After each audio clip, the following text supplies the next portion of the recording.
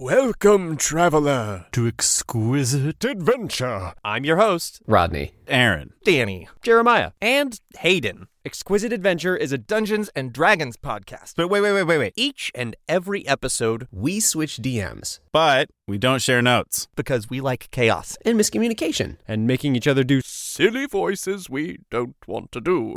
Anyway, before the show starts, we'd like to remind our audience that that singing snacks are available in the lobby. Arms and legs should remain inside the vehicle at all times. And to please, Silence your cell phones. Thank you.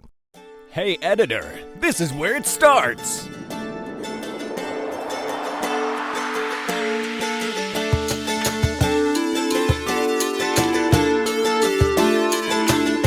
all right. So I'm going to start with a little recap. I'm supposed to do a little intro or something too, huh? Hey, what's up, everyone? It's Danny, and this time I am your GM. Wow. That means we're going to another island, possibly. Let's see. Let's start it off with a recap. So, last time we were in the belly of the beast, we were inside of the Hobio, and we climbed out of its blowhole. Right as we vomited all over the place, making it compulsively react because there's nothing the Hobio hates more than vomit. And we made this thing blow us all out of the hole into the open air where we realized there's water all around us. Water on everywhere we look, left, right, forward, back. Water in the air. It's sunny out though. That's nice. And then we come crashing down, landing in the water. Some of us got a glimpse of an island just off in the distance. And then it's silent with nothing but the waves crashing around. You're all floating on the surface of the ocean here, of the Juisku, the treacherous waters of the Punwalzi Sea. Do we need to make a roll to not drown?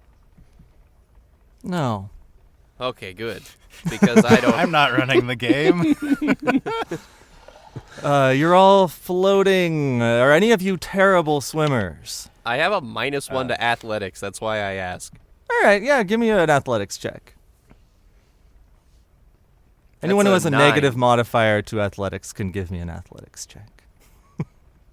What do That's a 9? Yeah, I got a 9. Cholins do Okay. in saltwater? Yeah, you're having trouble, but you realize that your plant, your cellulose structure is actually making you float really nicely in the salt water here. You're quite buoyant. Wow. You're basically wood. How convenient. Yeah. Up pops Wensley, the shark man from below. And he says, "Well, good news! The Hobio swam away!"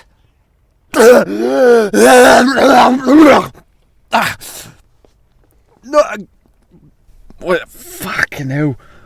I'm Cockney again. Oh my god. Well, now that we're out of that fucking place, what are we doing? floating.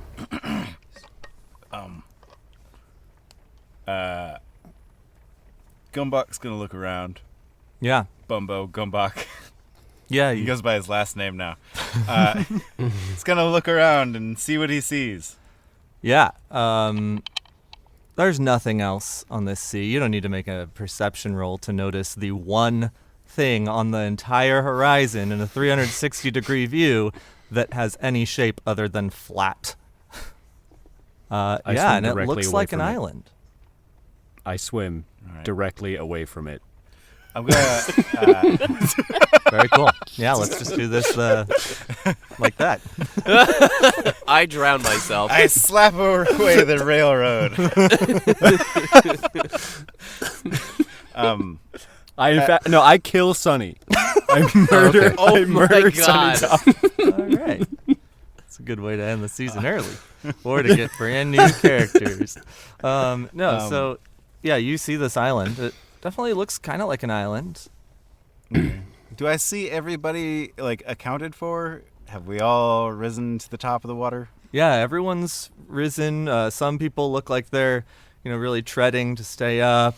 Ramsey the bear is just floating on his back, kind of spitting up little salt water like a fountain. He seems to be fine. And all right.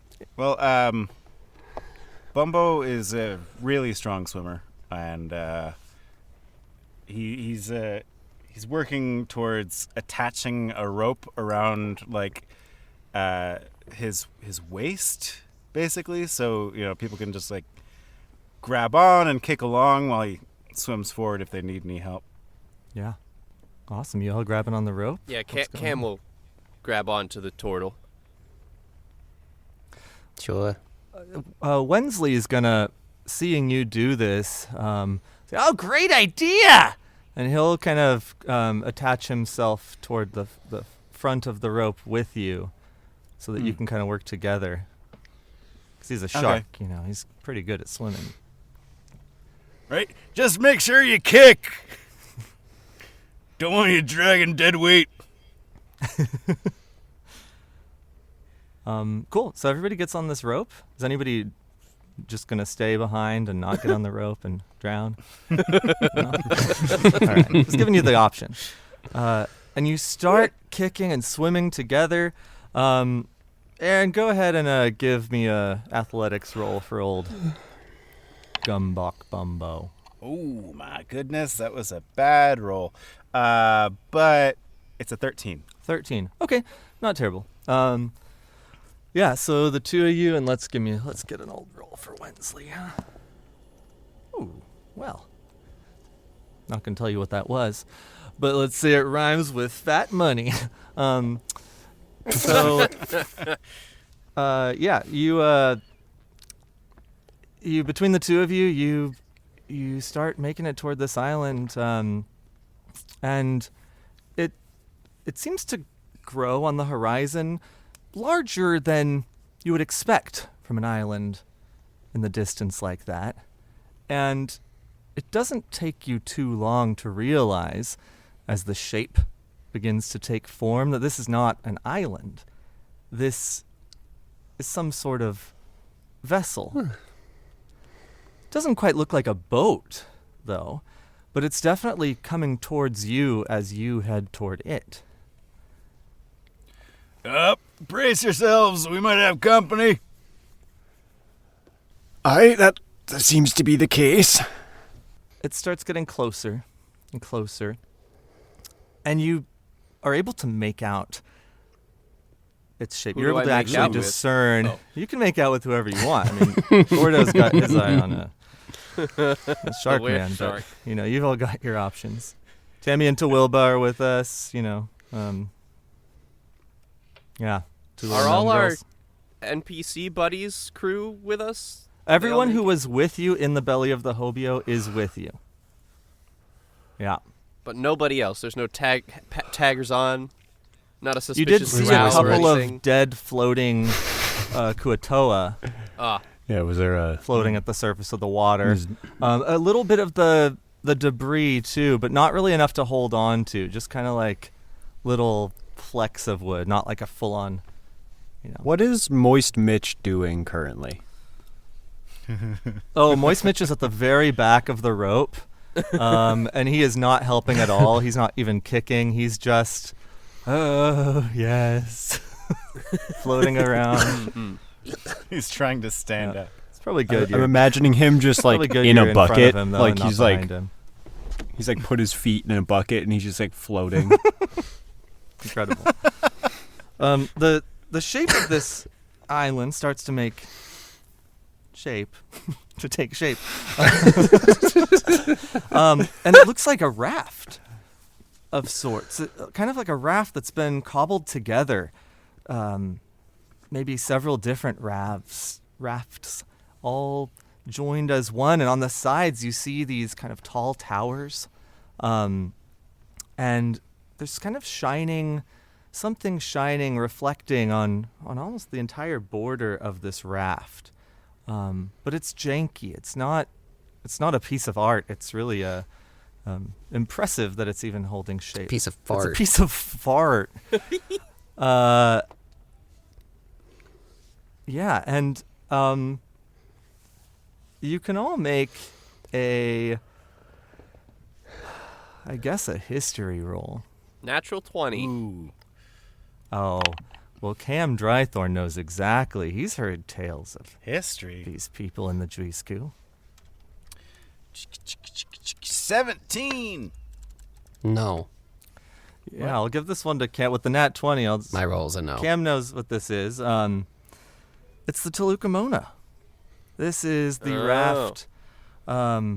They're said to be salvagers who follow the Hobio in its wake, pulling up ship parts and weapons and stuff and looting and selling them. You've heard of the Toluca Mona. There's nothing sort of notorious about them. It's just sort of one of those things you hear about the Hobio, you sometimes hear about the Toluca Mona. Do I see anybody? Yeah, as you getting closer and closer, you see up in those towers, kind of mentioned on the sides of the rafts, they're all, looks like crow's nests with people standing, keeping watch. You even see people kind of walking back and forth. There's quite a lot of people on this raft. It's almost a floating town.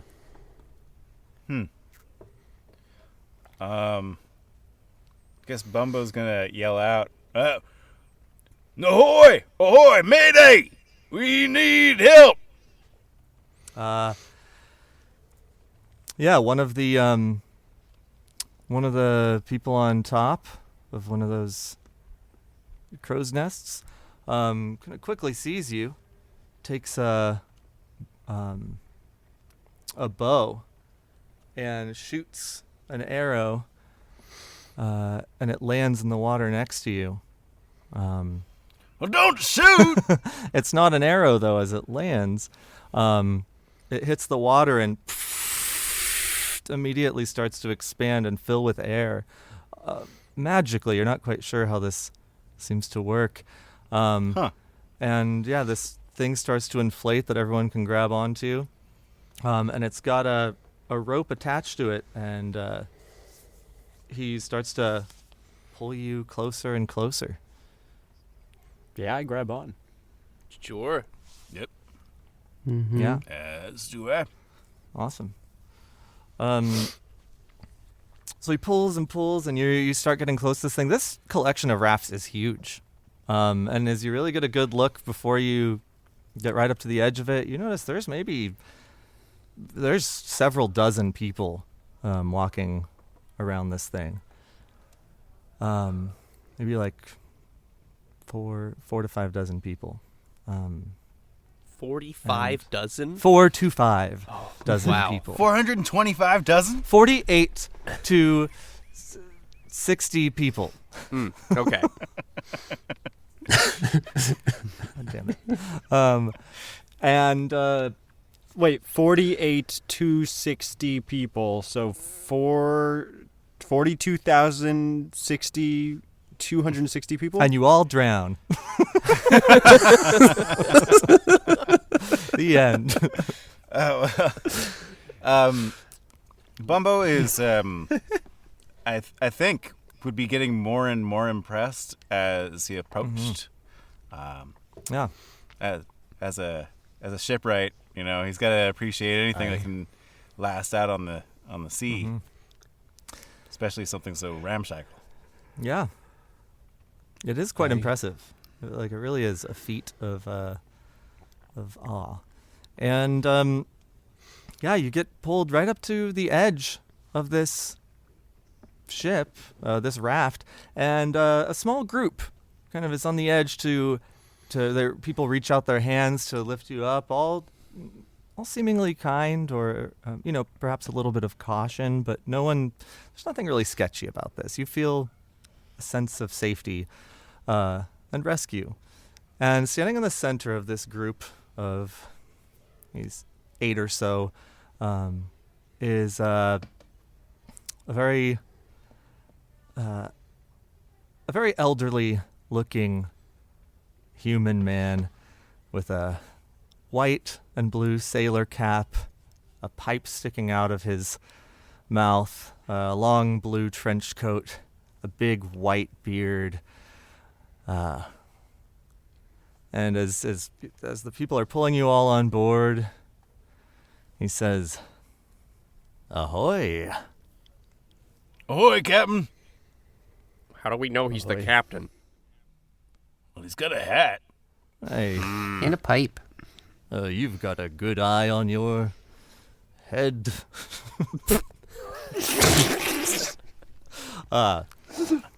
Maybe he's not the captain. No, I am the captain. You've correctly identified. Welcome to the Tulalukamona. The Tulalukamona? Tulalukamona. Yeah, Yes. I've heard of this. Yes. You guys are like Tulalukamona. scavengers or something, right? Yes, our reputation precedes us. As does I have the not heard Hobio. of you. Yes. Name's Captain Ding Dong. Moby Ding Dong. No, Yes. No, it's not. Oh, it is. not I've a been real following name. the great Goodness. whale, the Hobio, for many years. And this is my... I'm rolling insight. Is this guy real?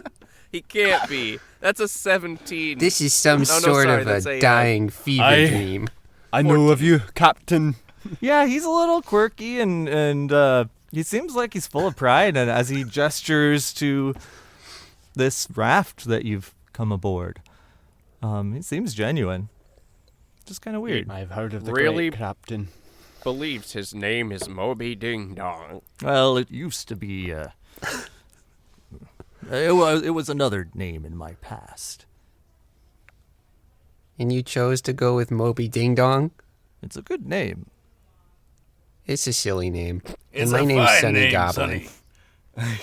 He thinks my name's Bumbo's just gonna lean into Sonny. Don't be rude. They just took us aboard. And looking around, Okay, you Mr. see, Gombok. yeah, there's all sorts of kind of like this really isn't put together like a ship. It really is like you've come aboard a marketplace. There are stalls and sort of areas where salvage is thrown. You see people kind of picking through it, looking for stuff. It looks like there's craftspeople of sorts making jewelry from what they've found, or weapons, that kind of thing. And behind the craft, you even see a big net full of more junky salvage being towed by this raft, like big ship parts, logs and metal side plates, that sort of thing. Yeah, this is definitely an enormous salvage craft, and there's little even kind of houses or apartments, little shacks that seem to be where people may live, concentrated in the center of this raft. And the what you saw along the side of the vessel, the stuff that was kind of shiny, are cages. And inside the cages are tons and tons of vomitibith, the birds that are known to throw up, to vomit, just notoriously. They do all the time. They don't have asses. Instead, they eat and they throw up from the same end. And that's why they're... Yeah, it's... Wow. It kind of just goes They've got- in, Wow. dissolves, It's and goes absolutely right back out. disgusting. Got a really- Noaka. Absolutely disgusting. But wise sailors of the Juisku know that the Hobio just hates the smell of vomit. And by keeping these birds all along the sides, this vehicle is protected from the Hobio and can therefore follow it and collect the salvage in its wake. Well, Captain Ding Dong. That's we I mean, that's me. of the Purng Kiln. Our ship has been Purng lost. Kiln. Purng Kiln. Oh, there's probably parts of it back there. I imagine they're not too put together. Oh, no. For that, well, it'll be some time before we arrive, and when we get there, it takes a while for a new ship to be put together. Sonny raises his hand. Yes, you in the back. Mr. Captain Ding Dong, Yes. do you collect body parts as well? Perhaps you have found the bottom half of our captain. Oh, No, I'm afraid that's not our forte. Okay. No necromancers aboard here. Probably Just be thought I'd best that ask. we don't see that. Well, Yes. actually, now that the seal's been broken on the uncomfortable topic, do you have ways of consecrating the dead out here, or do we have to go back to land? I'm afraid no one in our crew is really of the spiritual type. Mostly merchants here, just looking to make a living. Sonny raises his hand again. Yes, you again, child. Mr. Captain Ding Dong, Yes. who do you sell to? Oh, well, that's a great question. Have you ever heard of I wrote this down. Hold on. Okay, I'll wait. Have you ever heard of Eve Quan Cove? No. It's a piratey cove. Nice protected bay, though Obio can't get in. And also one of the biggest shipyards of the Juisku. So we take our salvage there, and they start to build new ships. I'm sure if you were looking for one, well, we're headed there anyway. I'm sure if you were looking for one, you could find a new one there. Question. Good quality, How too. many of the, what's his name? The pirate that attacked us, his crew. Kagarkwa. Kagarkagwa. Kagarkagwa. How many of his crew are with us? It's only... Is it just the shark? the were It's shark. only Sharkman. Only Were It's Shark. only Wensley. Wensley. Kagarkagwa. Yes, the Aarakocra pirate. Yeah, he's here too. Oh, And Wensley goes, "He's here? What? The captain's here?" Yes. Would you want to show? He turns to one of his crewmen. If you wish to go to him, I can have him take you there. At the mention of him being here, Aya instinctually reaches for his blade and then cools off right before drawing it. Yeah. Aye. And Captain Moby Ding Dong sees you do that and he says, there's no need for that. This is a peaceful ship. I assure you. oh. Is this one of those where if we break the rules and fight on the ship, we get kicked off? Mm-hmm. It's one of the only rules aboard this vessel. The other is don't take what's not yours. All right. All right. Kind of a weird rule for a scavenger, but I guess it's Well. really not anybody's. Exactly. You understand perfectly well. You salvage it, it's yours. You get the money off of it when you bring it on board. When you sell it, that Hey, is. got any restaurants aboard this thing? And like, if you didn't, would there potentially be, I don't know, like space for like a pop-up or something like that? No restaurants here, I'm afraid. We've got a little galley, and we've already got a cook at that, Gordo. It's like, oh, I'd very much like to meet him. But if any of you want to climb aboard and make a living doing this, we're always welcome to new folks. Otherwise, I can drop you off in Eve Quan Cove, and you can try to buy a ship there. All right, actually, you know what? I think I know what I would like to do first, and that is have a little conversation with Kagarkagwa. Sure. He, I think, might know some things that I also would like to know. Yes. And Wensley is like kind of very eagerly wanting to do that too. Yes, I'd be happy to take you all to see him. When Kagarkwa gets pointed out, Bumbo is going to look around and see, what about the other crewmates that weren't accounted for? Like, we didn't find everybody. I think Drusilla was inside the Hobio. Yeah, I think so. There was Moist Mitch, Drusilla, and Krungus for sure were in the... also Tammy and Tawilba were in. Tammy and Tawilba. And Bell. Well, Yes, there was a drow we don't that we know saw what inside. happened with Bell. That could have been Yeah. Bell, but we never pursued that little thread. Bell is not with you, nor is any drow with you. It's only the crew that you saw and woke up. Okay. Yeah, so who's missing, actually, from the recruited people? Garrison, was he a guy? No, Garrison was not found. I don't think either. The doctor. Yeah, Fabioris. Yes. Yes. Oh, yeah. And Carl Carpenter. Yep. Carl. I don't think Dr. Dracula was that was that we know dream of. before the second Theoretically. episode. Best character of the season. Or musician Dr. Dracula.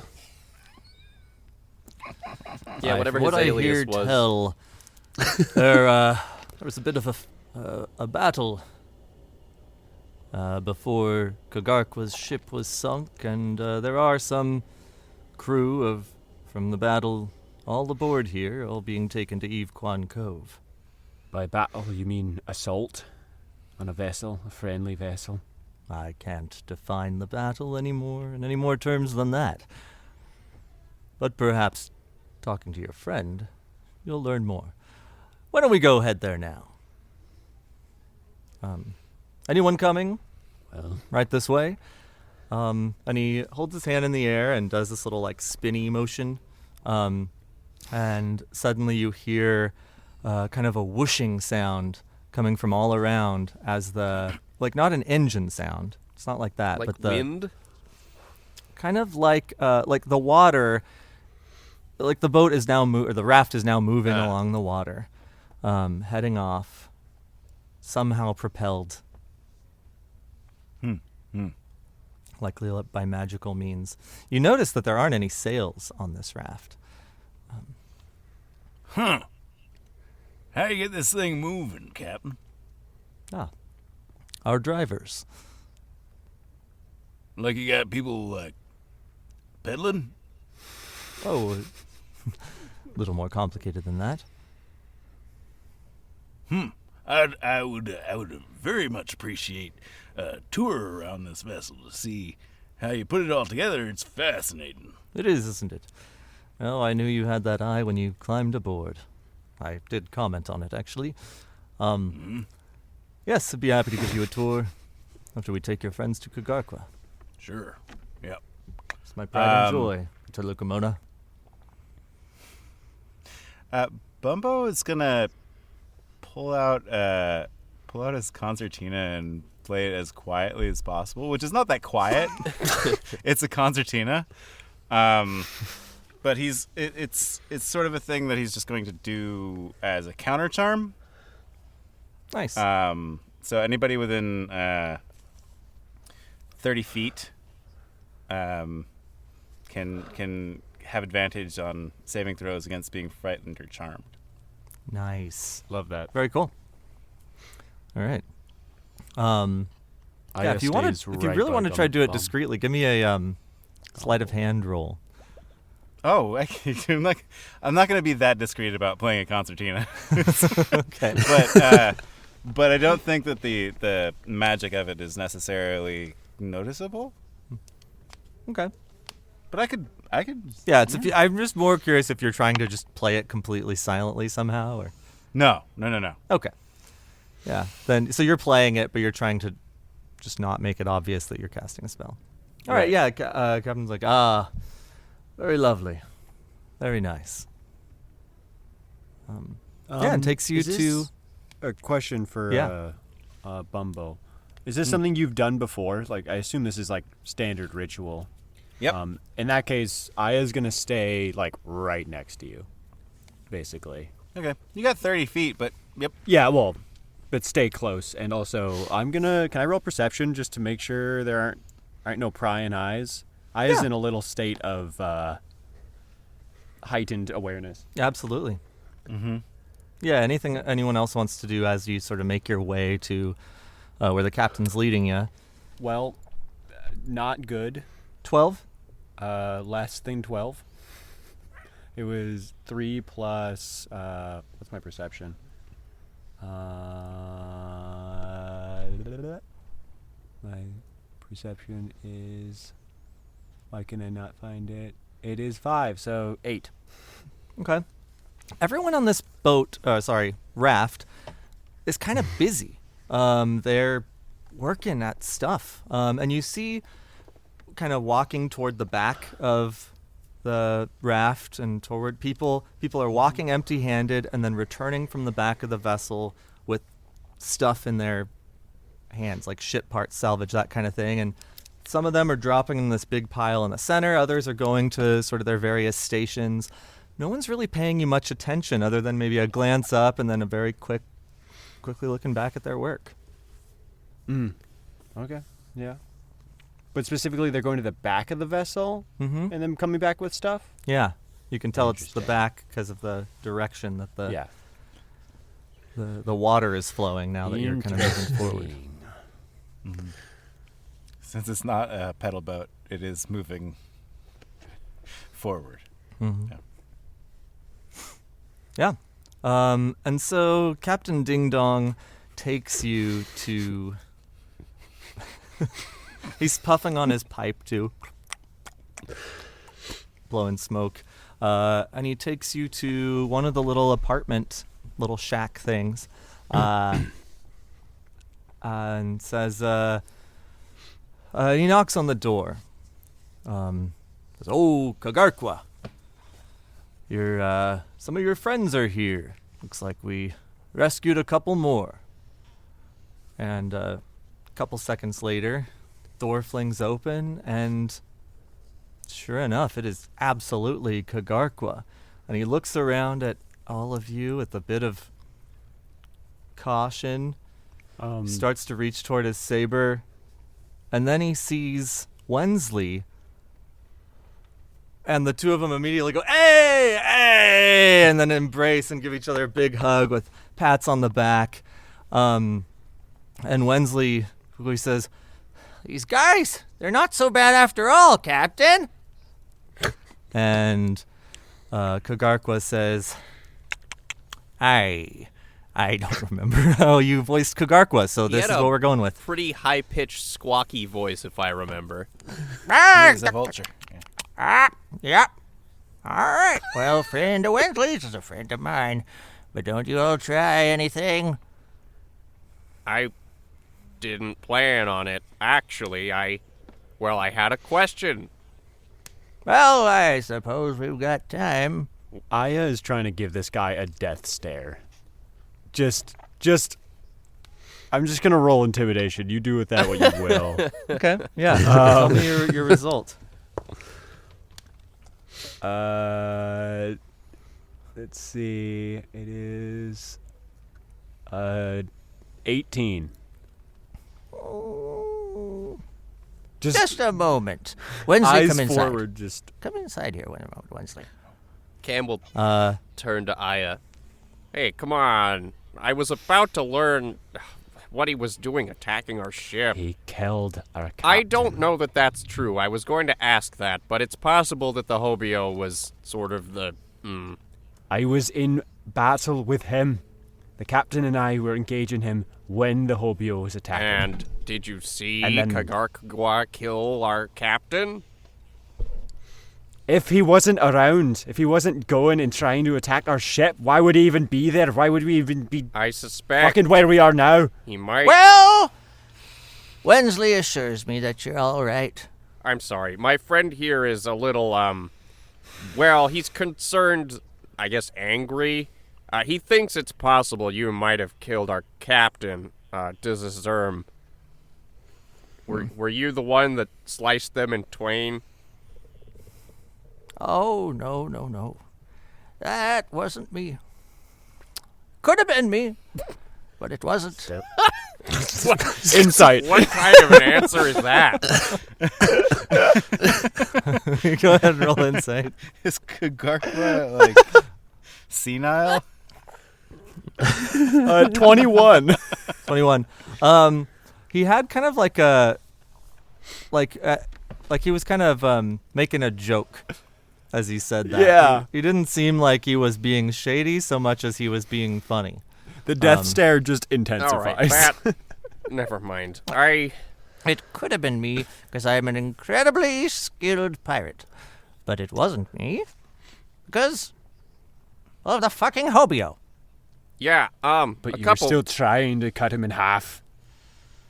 Well, I was, because I thought he was the captain of Bell's ship. Well, that wasn't really Bell's Wait, no. ship, and this leads me into my question. I assume you were there for Bell. I was. And what? Like I said. Shall we put on some tea? Yes. Though I don't drink tea because it's dead plant material in hot water. So it's a little like drinking. Like, imagine somebody's organs in just a hot soup, and I had to drink that. Well, that sounds like soup to me. Well, like your own. That's basically Never what mind. soup is. Chicken noodle? Mmm.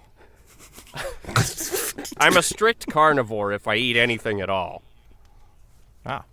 Well, afraid I haven't got any soup, so it's tea or nothing. But for the rest of you, I'll put on the kettle. Now, why don't y'all have a seat? He leads you inside, and he's got a little table. There's like a little cot. There's not really much room to actually sit, but he sits in one of the 2 chairs in there. And Wensley kind of stands behind him, arms folded, not in an intimidating way, just kind of like dutifully by his side. Your questions now. Yeah, what did Bell do? What do you want with Bell? Bell. Bell. I want him dead. Okay. I want them dead. Why? Well, it's a long story. It has to do with a mint familby and a dragon. Oh, Wait. yes. Quick question. Didn't we find the mint familby? Or You was it found fake? something that looked like the mint Yeah, familby, got A it. but replica. it did not ping magically Perhaps. on anyone who Did did not. the test. Okay. Oh, shit. Wait. I found like a rapier or something. You did, yeah. You have yeah. a bunch of unidentified items. You just know the mint familby, and you've discerned the usage of the bag of holding that you found very quickly. But you have a bunch of other items that are unidentified. But yeah, I think the captain's body's in there. oh my God, that's right, it is. Yep. Half of it anyway. I'm pretty sure things can still Yikes. rot in that bag. Absolutely. Oh, sure. can. Nasty. Do I have the bag? I think I so. think I had the bag. You're stuffing gold into it. So I have 4,444 gold, a rapier, and a cloak, both of which were magical, but we don't know. Yep, an iron how flask, a so. ring, a feather token, a potion, mint familby, the bag of holding, and the 2 items you mentioned, as well as 4,404 bleppins. Yeah. Blippins. We haven't. I guess we haven't taken a rest to attune to any of these items, so we don't really know what they are. But No, it's been like 5 minutes since we were shot out of a hobio. yep. Well, Bell. 10 minutes. Bell. Bell is the most dangerous being in all the Punwalsi. I didn't know it. Bell took from me a precious item. A mint familby. Oh, you that had I it? Well, let me tell the tale. See, Bell used to be a part of my crew. Together we discovered something, quite incredible. You know of the Tropstfun? A little red flower, blue thorns. Grows next to the lava flows of Bobum to Lava 2. Not Bobum to Lava 1. It's the other one. And, if a potion is drunk, made from the Tropstfun, and imbibed from the chalice of the mint for Milby, it grants its drinker great power. Just about anything that they wish. So, Bell did that, I'm to understand? If they're the most dangerous thing in the whole scene. Bell is not currently the most dangerous thing in the Punwalsey. Bell has a curse on them. Bell, you see, is a dragon. But it's said, perhaps cursed by the goddess Twibblebymonb herself. Bell has not been able to return to their dragon form for many years. Bell tricked me, joined my crew. And, well, in my heyday I was quite the pirate, as you know. And, oh, with a dragon at my side, I'd be unstoppable. This mint for Milby, this potion we're going to make from it, would have restored Bell's power to turn into a dragon. So we did it. We made the potion. We found the mint for Milby. We found the volcanic island. We made the potion, and in that moment, just before Bell took their sip, oh, they gave the most villainous monologue I'd ever heard. They were going to devour me, destroy my ship, and take over the entire Joysku. No, the entire Punwalsey. But, lucky for me, for all of us, we were all deceived. For that mint for Milby was nothing but a replica. Apparently there are many replicas of the mint for Milby. The potion did not work, but Bell's plans were revealed. I kicked Bell into the lava and thought I was done with them. Can I say that, revealing your villainous plans before actually obtaining great power seems like kind of a goofy move to make. So Yep. Seems like a no-brainer to me that you would do it after drinking the potion. Yeah. I honestly, it seems to be a major problem with the villains in this general, Villains are region. pretty. I've had a couple myself try. They just really want to get it out there, and they just. They're don't all know the what to same, say. aren't they? Anyway, I haven't forgiven you yet, but Well, I thought I was done with Bell, but I have got a compass that points to dragons. And it has been dormant for years. But only a few days ago, it started to twirl. And it started pointing in the direction of ye. I knew that could only mean one thing. Bell was back in the Joysku. I followed it to your boat. I thought it was time to finally kill him. But then that fucking Hobio, Bell's lair, no less, emerged to kill us all. What? Did you say Bell's lair? Yep. So Bell lives in the Hobio. Huh. Mm-hmm. Well, that seems like an odd pairing. Oh, it do be. Okay, a couple things. Can I make perhaps an insight check to see if this guy is actually insane? Or if he really believes everything he's saying right now? Yeah. Oh, yeah. Because this sounds nuts. Bumbo's doing the same. You should Yeah. really just make 22. an insight check on the DM. No, that's pretty obvious. Yeah. This guy believes every word he's saying. Okay. He's finally poured some tea for everyone who wants it, too. Second thing, how are dragons, like, rare? Incredibly Okay. rare. Additionally, Bumbo, are you still playing music while he's talking? Oh no, I haven't been playing music inside of the room. Be really Yeah. funny. It'd be a little odd. Very funny. Now, I do have to say, I'm sorry for the destruction of your ship. It is not often I see a ship of dwarven make in the Dreeskew. She was a beauty at that. Oh, well, I wouldn't feel so bad. I think we were actually kind of kicking your ass before the Hobio showed up.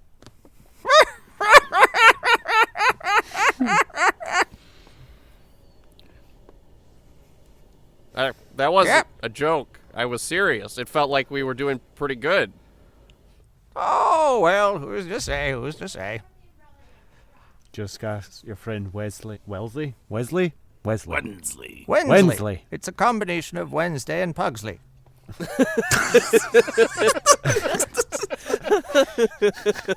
Just ask your friend Wensley whether or not Gordo here would have been a nice match for him or not. Well, they can ask them themselves. Gordo's like, Well,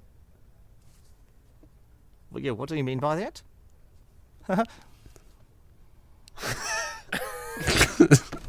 Gordo, you by yourself, you took out the entirety of all the Kuatoa in that place. oh, right. I thought you were talking about Winsley for a second. I got a bit confused and flustered. Anyway, I'm saying... So you're telling me the reason why the Hobio showed up was because of Bell. Not because of you and your ship, but because of Bell. I reckon the second they saw me coming, they summoned their best line of defense. For Bell's not too... Well, Bell's not as powerful as they obviously can be, since they're limited to their human form, or drow form, whatever form it was. Drow. Their humanoid form. So what is Bell capable of if they're not in... if they're kind of locked out of their true power? They're still a powerful wizard. They've got, certainly some magical capability. My greatest fear. The reason I pursued Bell the instant I saw that compass spinning. I believed that Bell may have honed in on the location of the real Mint Familby. Did they ask you to take them anywhere? Yeah. Where were you headed? Girdle gum. Then that's it. Then the Mint Familby is located in Girdlegum. And if Bell gets there first and gets their hands on the Mint Familby, well, goodbye, Shwisku. Goodbye, Punwalsey, and welcome to the new era of dragon rule. Aya, at this point, he's been sort of like leaning in the corner in the shadows in a real angsty sort of like pose. Real edgelord he's become. At this point, he sort of like steps up to the table and sort of places his hands on it and leans forward towards Kagarkwa. All right. So, you didn't kill the captain. You did attack us, and I'm not going to forgive you for that immediately. But you're telling me Bell is the problem here. The biggest problem I've ever faced in all of me years. Do you still have a ship? I do not. Nor do you. Well, But I I'm don't know planning about on all you getting one. folks, but I'm going after them. I'm not letting this slide. Yep. My plan is as soon as we get to the Yakwan Cove, I'm going to find myself a new ship. And I'm going to kill that dragon once and for all. All right. Group huddle. Cam turns around. Real quick.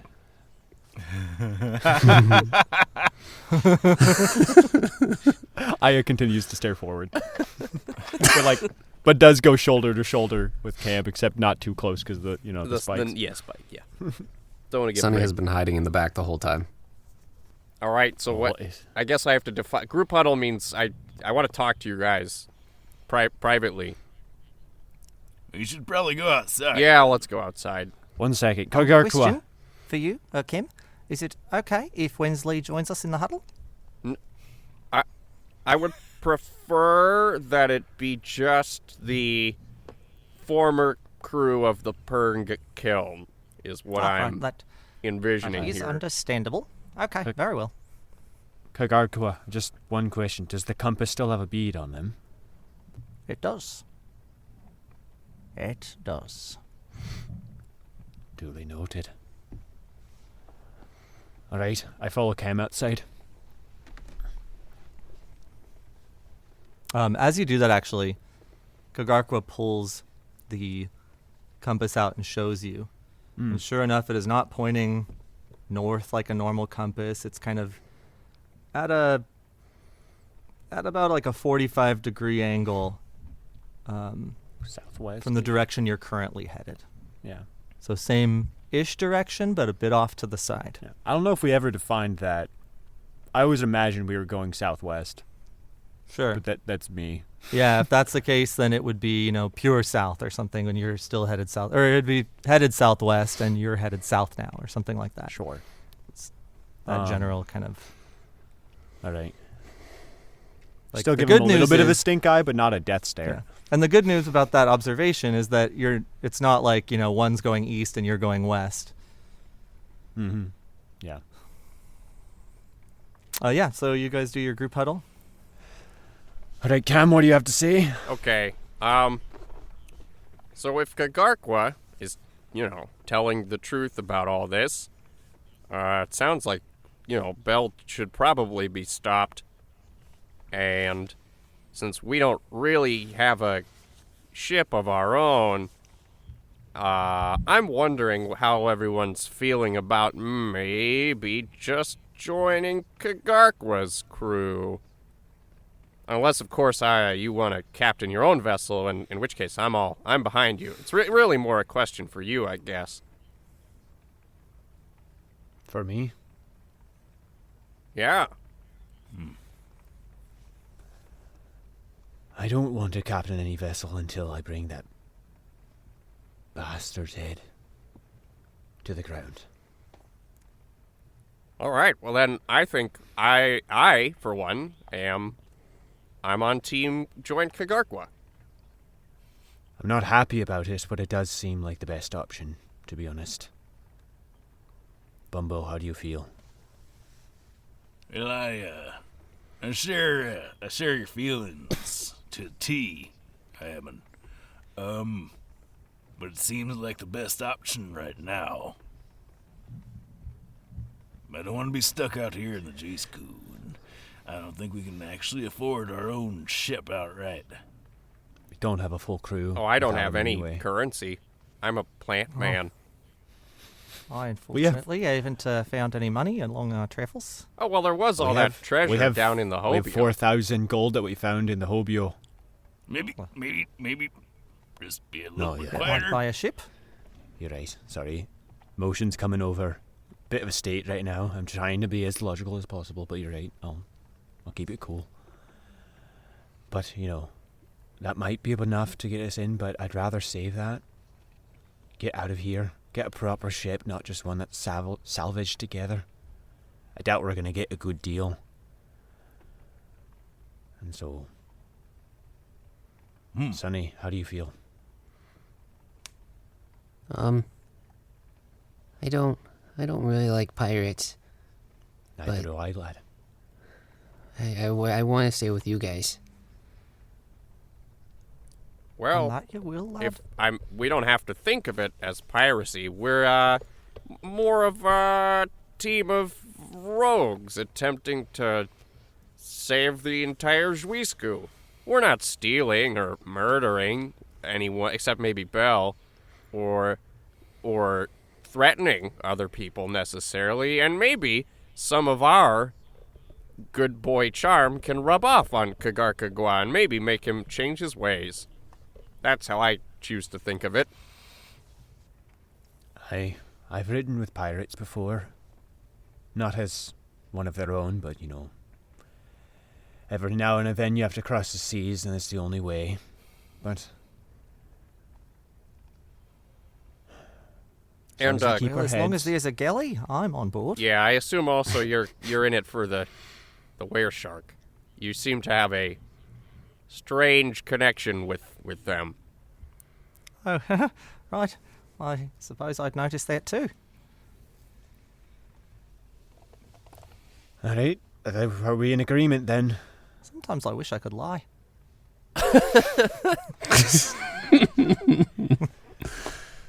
Are we in agreement then?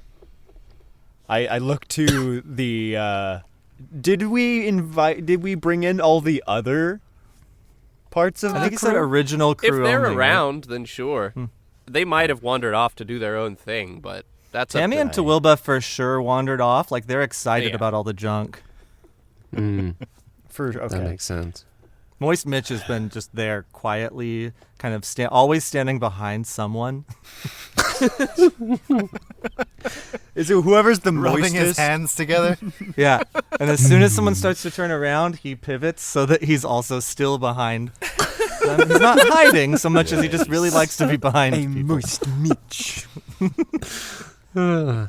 What a As long freak. as it's got a bilge, I'll be there.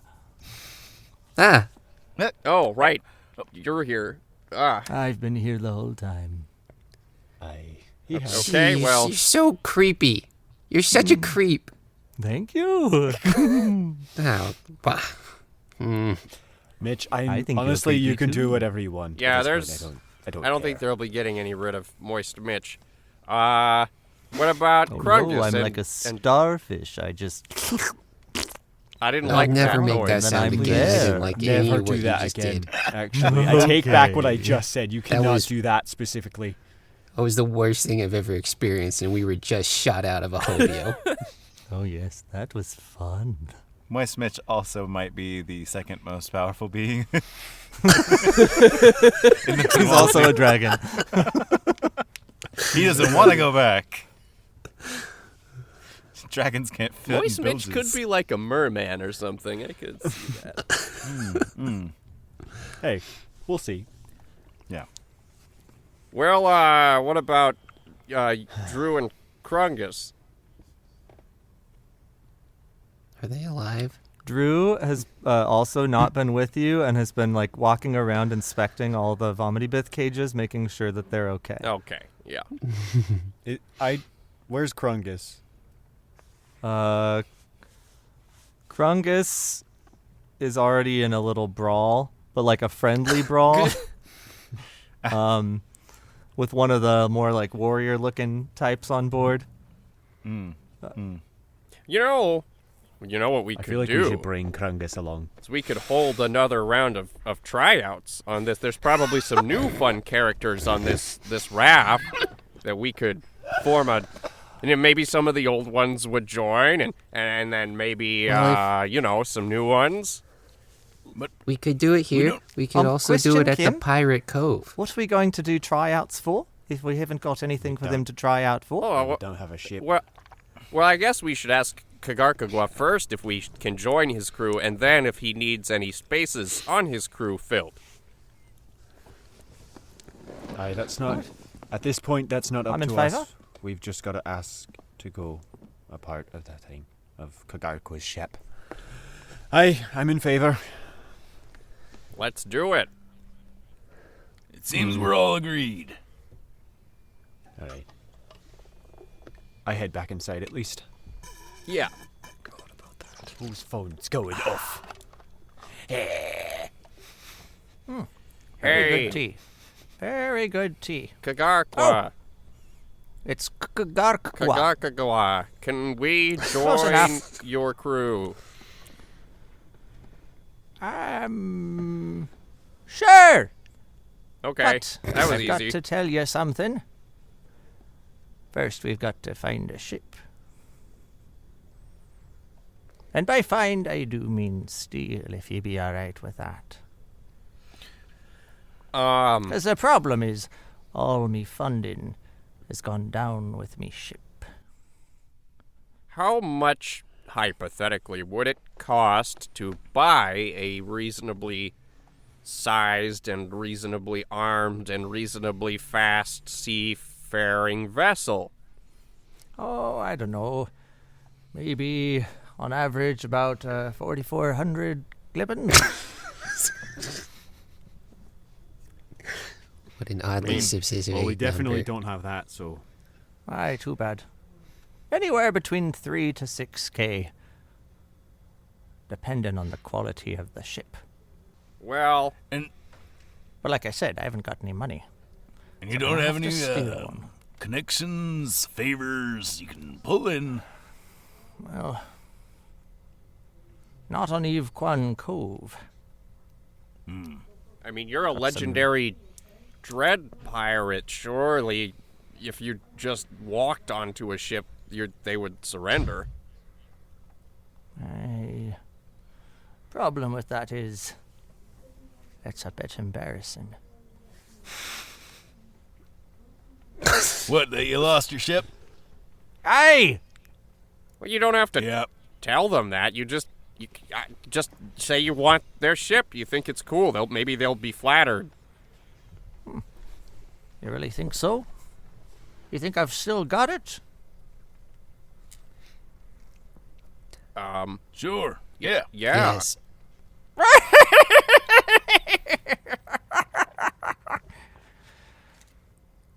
What was funny? That's the spirit. You just walk on like you mean it, you know it, and people will just believe what you're saying. Someone with your status and reputation. Yep. All right. Give it a try. Aye. All right, well, I guess we have a deal. So I walk on board a ship, tell him it's mine, and then ye join me crew. Aye. As long as we're On going... a pirate cove. As long as we're going to Girdle Gum. A pirate cove. Place where people don't put up with nothing. Place full of pirates. You really don't know the pirate ways, do you? No. We're not pirates. Yeah, we're just sailors, I guess. Merchants, Well. sailors. Let me Hired teach you something about muscle. pirates. And he raises up his cup of tea. If thine bottle be bumping, Oh, the cannon's wicks, then give a cheer and twist up your tricks. okay, What what is does that that supposed to mean? mean? What? I have heard that before, and I don't know what that means. Well, then I don't know what to tell you. You've got a lot to learn. Oh, But I'll tell you this. If you think I'm going to walk on board a pirate ship and they're going to drop their weapons and join me, you've never met pirates. So either steal it or buy it. There's no in between. All right, what about borrowing it? That's just think that's another like right way to between- say stealing it, isn't it? Well, What about seducing another captain? Ah, my heyday's behind me. That one could have worked, 30, 40 years ago. well, I think we got a few candidates that could potentially be masters of seduction. Like Krungus. And you look back, and he's actually walking over to you guys now with like kind of some bruises and stuff. His nose is bleeding, but he's got this big smile on his face. I mean, how could you not be swayed by that? He's very persuasive. Hello, it is I, Krungus. I have returned from a brawl. Whoa. A very wide individual. You got really eloquent. Yeah, you're way more Yeah, eloquent got than really you were when eloquent. we... Have you been reading? Did you get hit in the head? Oh, a couple times I did. Yep. Wow. I don't remember what I sounded like 5 minutes ago. All right. Yeah, It was kind that of tracks. like me, Krungus, smash. Yeah, it was me, one or two Krungus, words, go. kind of sentences. But I'm Oh, glad you're... right. Simple dialect for simple people. Me back. Me thought it helped. I mean, either works. I kind of like. Wait, were you No. faking the whole time? Me no fake. Me make easy for talk. But we can understand you either way. Oh, well, in that case, I guess I can go back to talking in my true voice. Your motivations are a conundrum and confusing to me. I was just trying to be helpful. Krungus, you've been the most helpful person we've hired. So thanks. Bring for it that. in. And he gives you a big hug and gives you a noogie. And then kind Aya of just punches you accepts away. it. He just accepts it at this point. He punches you like on the shoulder as he like a very friendly punch, and it like sends you back a couple steps. No. Aye, that's fair. Well, Kagarkwa, do you have any idea how long it'll be before we reach shore? Hmm. I think we're looking at about a day. Did you just check a watch? What? No, I was looking at my feathers. Sometimes little insects get on them, and I've got to... There we go. Got one. Oh.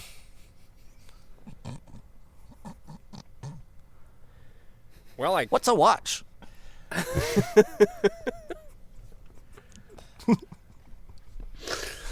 I mean, a watch is when you look out, make sure nothing sneaky's happening, right? yeah, That's what we're talking about, right? keeping I'm watch. not sure. I know. That's what I used to do. All right. So, ye be reporting back here in the morning I guess so. when we arrive, and then you'll help me steal a boat. And you'll be part of me crew. Yep.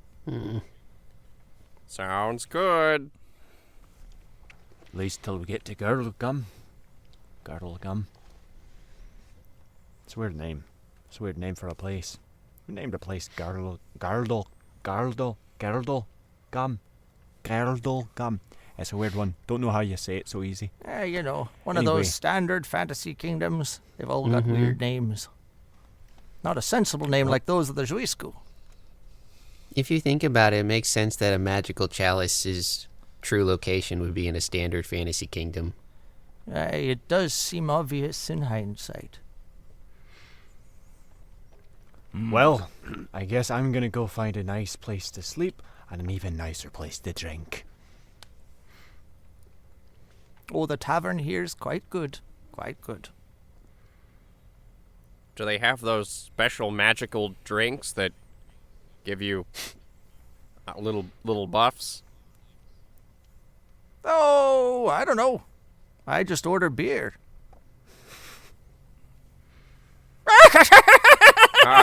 Aya's just fed up with this guy at this point. He just leaves. He Yeah. just walks out of the building. Sonny follows Mr. Lucky. All right, well, Gordo waits behind. I guess don't we'll mind me, see you just in gonna- the morning then. Might meet you back up later at the tavern. Oh, okay. All right. Oh, you're gonna... I getcha. Don't let old Cam Drythorne get in your way. I certainly won't. Cam will leave.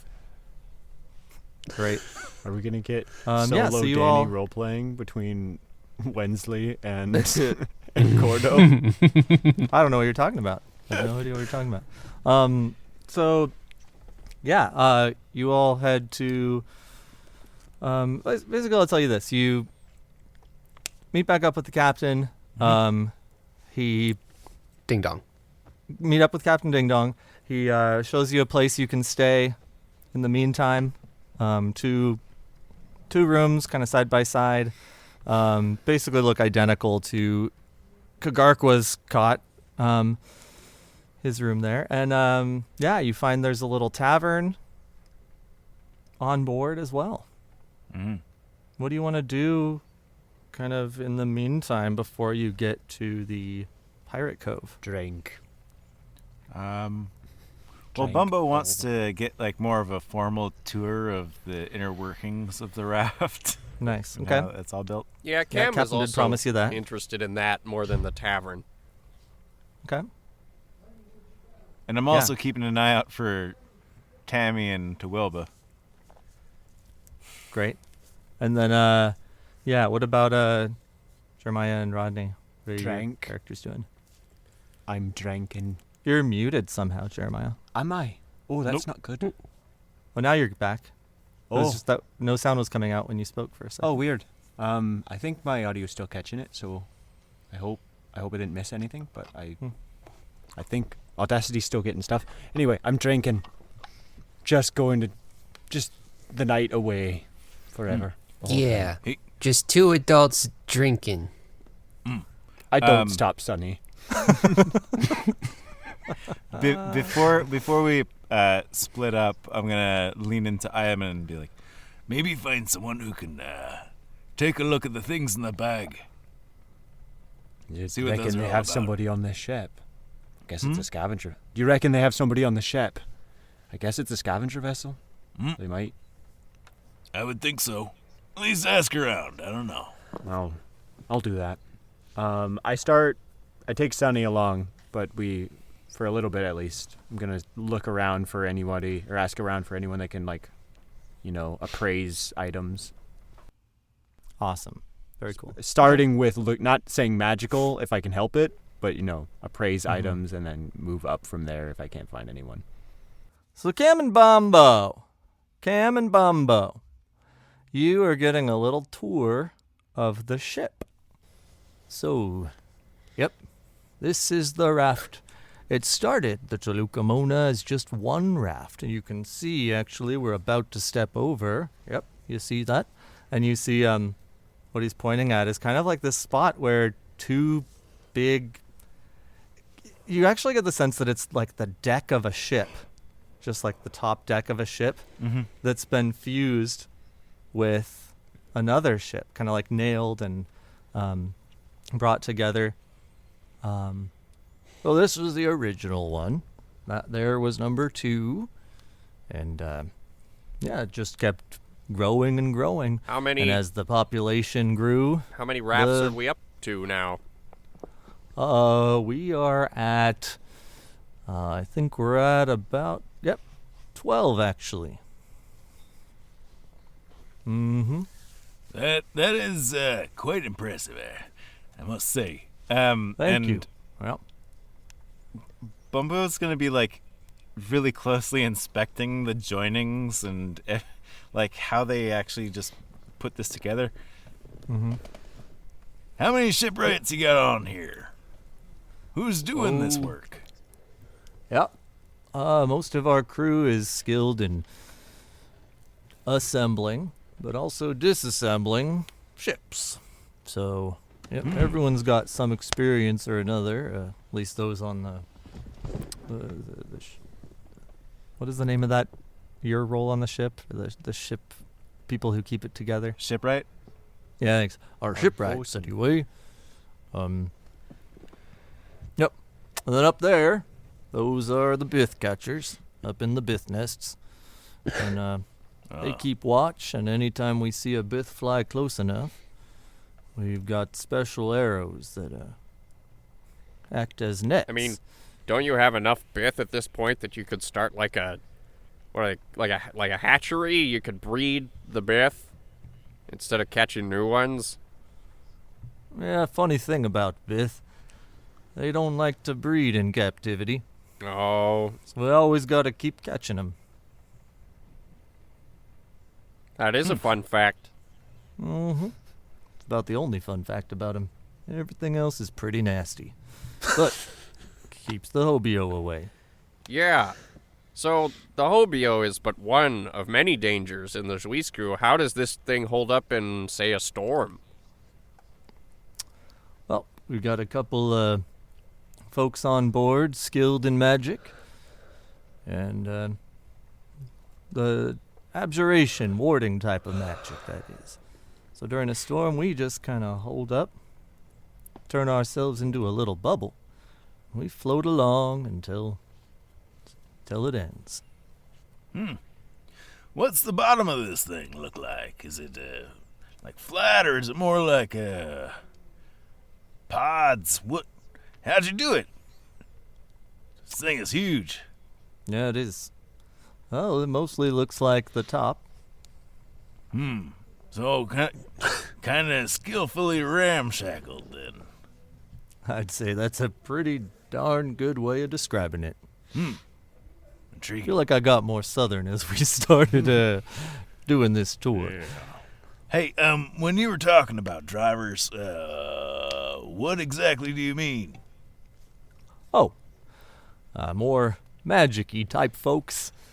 Let me show you. And he takes you to the back, and there's a group of 4 casters who are seated in chairs. One with their feet up. Podcasters.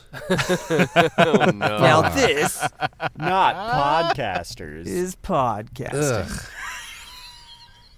I'll try chewing. That's a good trick. Told you I knew my old ones. Yeah. So they're sitting in the back, and they've basically got like their wands outstretched, and they're just creating jets of air or water that are propelling the ship forward. Huh. Seems like a highly fallible linchpin to have in the operation, if you ask me. But you didn't, so I rescind my comment. Oh yeah, these 4, some of the most powerful wizards on the ship. Hey, I mentioned the bubble. They're responsible for that too. Captain Ding Dong. What? That's me. Do you know anything about dragons? Dragons. Only that they are something of the past. Right. So you've Yes, never They used to. seen one. Oh no. What's the craziest thing you've ever seen out here? Well, see the hobio all the time. Well, that seems like it's kind of actually more of a normal occurrence than I was led to believe. I was once taken underwater, all the way down to a mermaid city. There were merlads and merpeople of all sorts, but Merfolk. that's a good way to put it. Mm-hmm. Oh yeah, that was some of the craziest stuff I'd ever seen. Entire city underwater, people going about their lives as if it were land. Huh. I never imagined it that way. It's really weird when you think about it. Wait. I'm going to roll an insight check. That's a natural 20. He believes the shit he's saying. Okay. Does he seem he's at just all kinda deranged? As deranged as you'd expect for a guy who cobbled together 12 hulls of ships to make a salvage vehicle propelled by magic and protected in storms by decided bubbles. To rename himself Moby Ding Dong. You can see all of these different steps colliding in Bumbo's head. He's like, that's weird. Par for the course, though. I should also say, now that you're at the back, you see there's this sort of like a little drawbridge looking thing that extends to a big like nest of salvaged crap, like big wooden parts. Like I mentioned, you could kind of see them before. And they're being held by 2 really large cables pulled behind the rope. But then there's this little like drawbridge that kind of goes to the back there, and you see some crew going back and pulling out parts, and then like some people kind of picking through, finding stuff they can carry, and then walking back on that plank, that drawbridge, toward the ship, and obviously bringing it toward whatever it is they do in the front part of the craft. Bumbo's feeling a mite bit whimsical as a ship's parts hoarder. This is his little dreamland. I can tell you appreciate everything going on here, and like I said before, you want work? It's hard work, but it's good work. Is there a place that you, I don't know, call your home port? Well, best place to sell crap is where we're going. They pay good money there. Well, we got a little business, but afterwards, might try to seek you out. Well, just follow the Hobio. I'll just wait. I'll wait in the cove. That's probably pretty reliable. Well, let me take you to the front. So here, you keep on walking, and he kind of takes you past, a bunch of kind of stalls and stands and stuff, and you see some people just tinkering on their various different types of the stuff, whatever they work on, and just sort of shows you around one after another. There's nothing especially remarkable, but each one seems to have their place, and you see people working with pride on whatever it is they do. Some people seem really specialized, like you've got one person who's just got a pile of really small parts like bolts and nails and fasteners and stuff, and then throws whatever he's pulling them off of back in that center pile. Stuff like that. Yep. It just kind of shows you all around. And Well, that's about everything. Any questions on anything you saw? Well, Bumbo has been going around this entire time just doing like really appreciative nods, going, Nice. very nice, like engaging in very small bits of small talk with all of these like collectors and tinkerers. But when you ask that, he's like, cannons. Where do you have people that keep parts of those around? Oh, yeah. Yep. Yeah, and you see there's cannons along the side of the ship aimed outward. But also, parts of cannons in the pile. With some cannonballs or like cannon wheels, that kind of thing. okay. He's just going to keep an eye out for our 2 gnomish crewmates. Oh, Tammy and Tawilba are now on the center of the pile, and they're picking through stuff themselves. Like, they've basically already made themselves at home. You might even have a hard time convincing them to leave. Oh, for sure. I get it. What about you, my planty friend? Oh, well, I see all of this as quite appalling. I mean, you're just taking the corpses of trees and various plant matter and fashioning it into devices on which to float. I mean, imagine if you just made your boats out of animals and, like, skin. I think it would be pretty messed up. Kind of would be intimidating, I guess. So...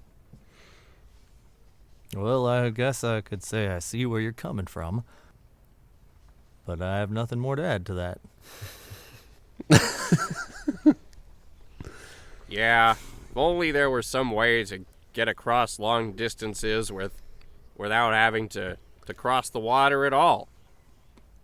I mean, some wizards can fly, and I guess dragons can, and birds. What if everyone was just a bird? Well, guess boats wouldn't really be necessary, would they? No, they would not. Well, this concludes our tour. Well, thank you kindly, Captain Ding Dong. I suppose I'll be seeing you around. Let you get back to your work. Thank you very much. And with that, we'll cut back in time a little bit to use twos. Us twos? Yeah, Sonny and Ayamun. And you head to the tavern. Right, or you go to the tavern right away? Is that what you're doing? On the way, Bumbo caught me and said I should look for somebody to appraise the item, so we're going to do that first. Mm-hmm. Yeah, so what, you head around to like the area where all the kind of tinkerer if stands we can find are it and stuff? Yeah, basically just look for see if I find any items, like anything that's not just like shipwreck wood, but like people finding, I don't know, like a literal cannon or like a treasure or anything like that, and see where they're taking that stuff to see if there's anyone who could help appraise our newfound gear. Yeah, I mean, really, like, what you see is there's not like a captain's special hoard or anything like that. Like, it kind of is how he described, where if you pick it, it's yours. So everyone's got their little stands with different stuff. And it's all pretty evenly distributed. Kind of, no one's hoarding any particular item from others. Then I guess I'll just start asking around. Hello, you there. Hi there. Hi. Do you have any idea where we could, like, find someone to help appraise some items? Appraise some items. Yeah, probably tavern. Why, might I ask, why the tavern? Become British. Oh, tavern keep? Yeah, she been around. Let me tell you, she gets around. She knows her stuff. Well, I'll try not to judge ahead of time, but thanks for the help. Yeah. Hey, you want to buy any? Metal plates? I'm good. Thanks. Nah, suit yourself. Well, I'll see you later, I guess. Actually, hopefully not. Anyway, I guess I'm going to the tavern then. Yeah, the tavern's kind of in the same area as all the little apartment shacks. Yeah, you go inside. Not too many people really inside at all, other than the tavern keeper or the bartender, who's doing dishes, straightening the place up. Sure. The place probably fills up more in the evening after the light's gone. What time is it roughly? It's the daytime, afternoon, sometime. Sun's up. Yeah. All right, I walk in. Sonny, do you want a drink? ? Yes. All right. Sonny will stroll up to the bar. This big orc woman is running the bar, and gives you a big smile with her bottom two tusks just form a part of her grin, and she says, "Newcomers, very nice." Yes, very nice. One liquor, tavern lady. One liquor. Okay. What kind of liquor you want? We have good collection.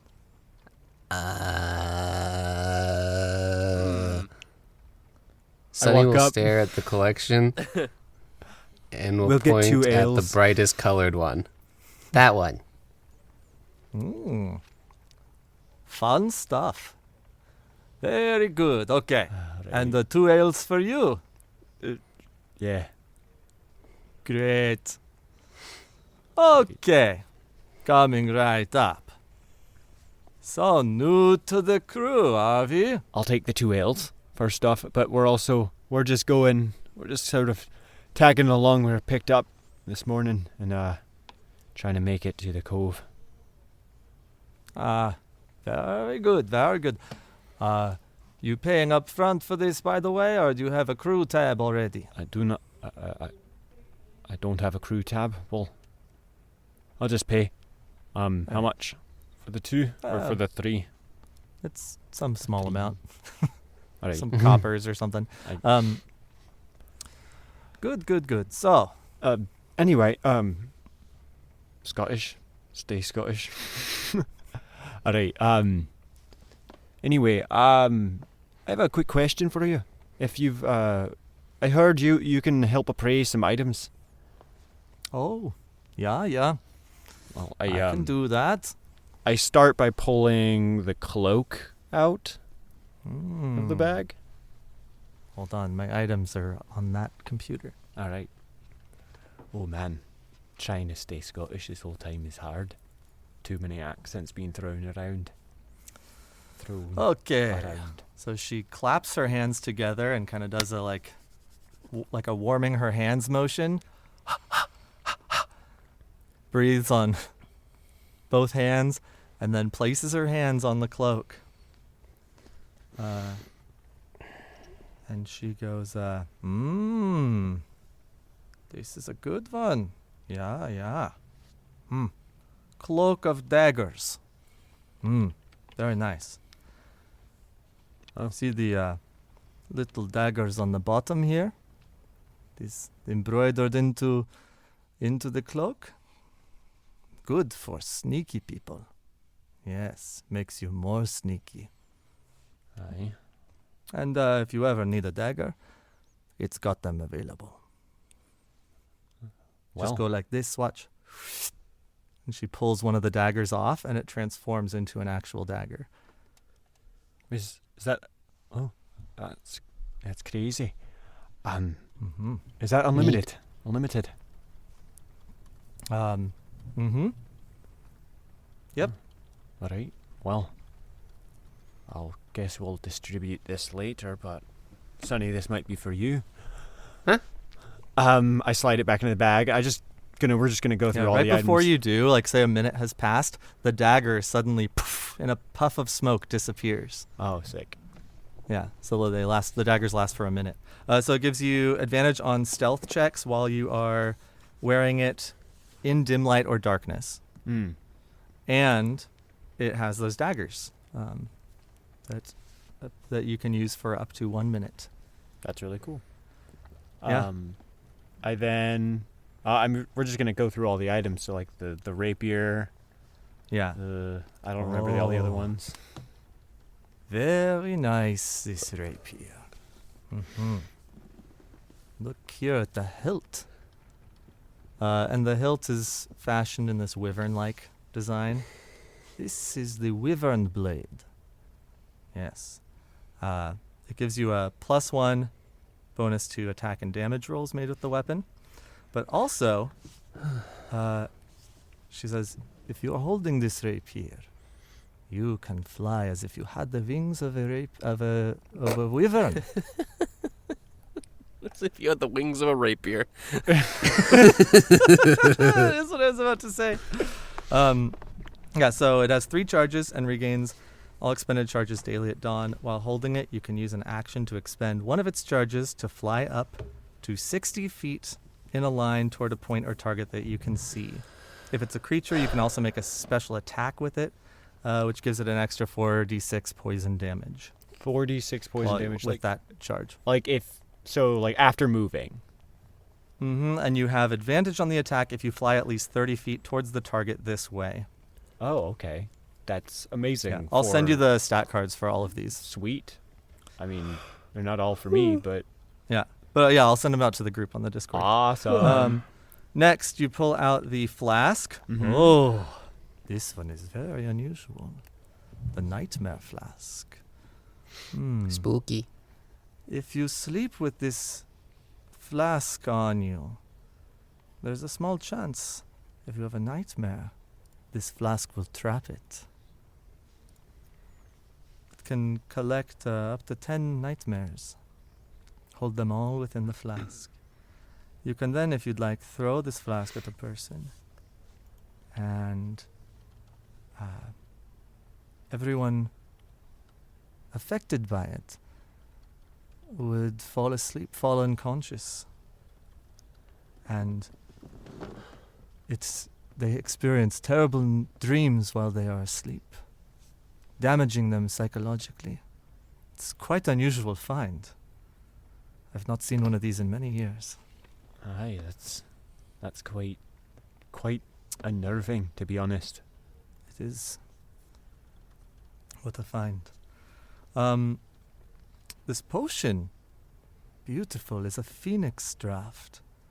This potion can revive someone and immediately returns them to life with just an ounce of the health that they had, but a sort of additional bounty of life to help stead them in their moment of revival.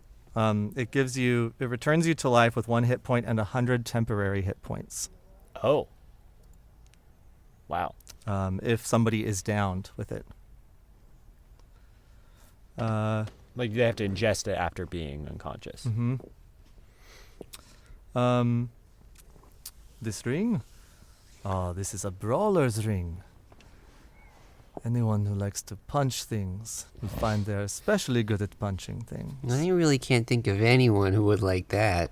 I'm sure if not, you could sell it at least for a good price. Not a single person. And this little bird token. This little bird token, if attached to the lapel of its wearer, can let that person fly. Very fun. That's wild. Thank you for your time. I realised I didn't ask whether or not this was going to cost me anything. So, You mean to learn this to learn this information? To learn this information. aye. No, Vilma too thanks you for your time and does not want to charge you for this. Well, I appreciate that. It's nice of you. Well, guess to drinking then. I put all the things back in the bag for now, and I get crunk. Nice. Yeah, and the tavern starts to kind of fill with people as it gets dark, and the rest of the crew joins in. Some people grab drinks and then spend time kind of just outside the tavern. But as it turns to nighttime, people all stop working and really just enjoy each other's company. You get to know some of the crew's names and learn that they're all just they like this life. They're all craftspeople. A lot of them are craftspeople who never really found a place to work and kind of sell their business, but this let them to work with their hands in a way that was fun, and they still get to kind of see some of the world. There's kind of a lot of excitement and camaraderie. Most people tend to really like each other. Yeah. And Gordo never comes back.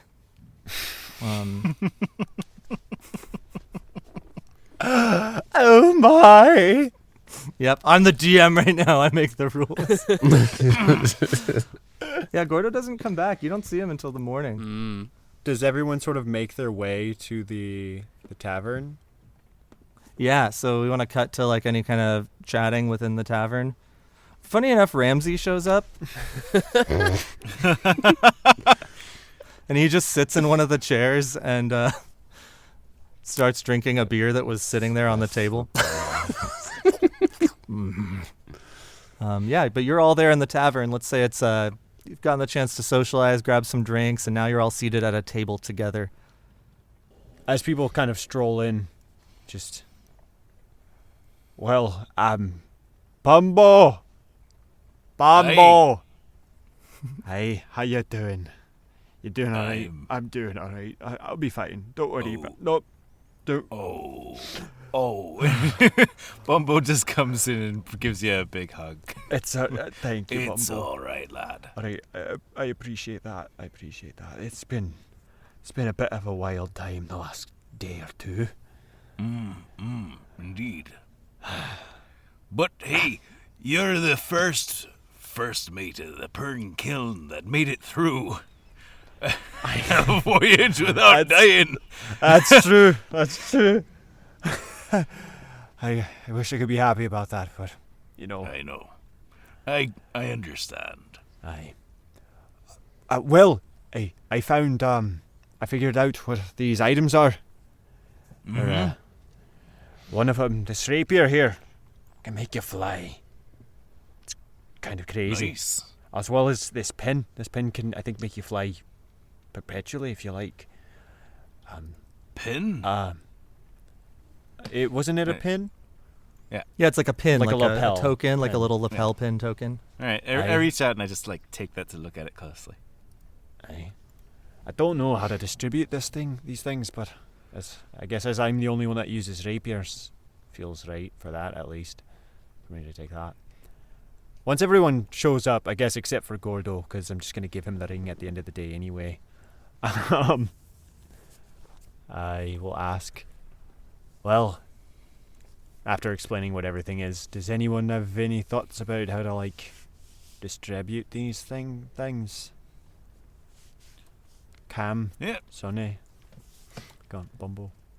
Sonny is at the bar. Having 2 adult more drinks. liquors, big Oh, no. tavern lady. At a certain point, we should probably stop him. 2 more of the pink ones. Yeah. That's very Is Scottish. he? 2 more of pink liquor. Yeah.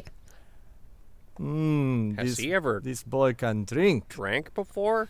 I've never don't seen know. Sonny drink anything. I haven't either. Is he going to be alright? I don't.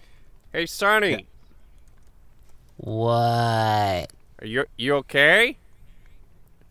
I'm great. Okay. Seems fine to me. I Yeah, mean, he seems fine. he's responsive at least. He's so- standing on a stool and was wobbling around. How are that's his fine. eyes looking? They wandering?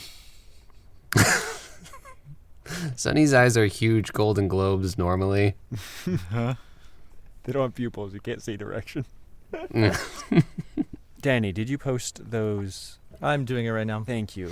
The items, FYI, are all from the Griffin Saddlebag, one of my favorite item making Patreons. They're super cool. Plugs, Sweet. plugs. Plugs, yeah. Plugs. So plug, maybe, plug, plug. maybe with our plug, maybe they'll plug us sometime. Whoa. Huh? Hey. Hey-oh. Well, so Yes. how No. does everyone feel about Maybe. these items? Separating them out? Alright. I guess I'll Not just really. go through the things then. I think we're going to just give Gordo this ring. That makes sense to me. Anyone want to fly? I can already do that sometimes. What? You can? Shh, it's a secret. Wait, what? Nobody's supposed to know. Sonny? Okay, I think maybe the kid really is drunk. Yeah, I think he is. Sonny, Anyway. please What? do not try to No. fly in your current state. It's a fly. No, I went. How do you know I can fly? It's a secret. Sonny, drink some water. Okay. Hey, I'm gonna just subtly go up to the barkeep and say, if he orders more drinks, just give him water. Ha ha. Okay, I understand. Well, Will do. does Hey, Bumbo, Cam, do hold either on a of you minute. want to fly? Oh, me? yeah, you, the barkeep. What's your name? Vilma too. Vilma too. Do you this is just a crazy question, but do you happen to know a certain Dr. Dracula? Oh, I thought I'd heard the last of that name. You know him too. Oh, yeah. He tried to join our crew. Gods. Tell me he's not here. No, I don't Oh, think thank so. God. That is a person up with which I cannot put. What'd he do? Aside from obviously be a vampire. Oh, that's not such a bad thing. She smiles her toothy grin again with the giant bottom fangs. He's just incredibly annoying. And he's a liar. I've never met such a liar. Just because he was named doctor by his parents does not actually make him a doctor. Huh.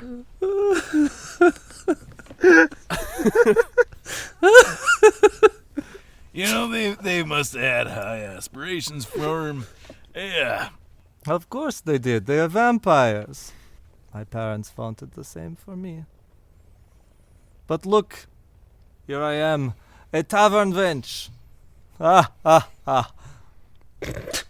Well, you do a mighty fine job. We gotta have somebody for everything, you know? That we do.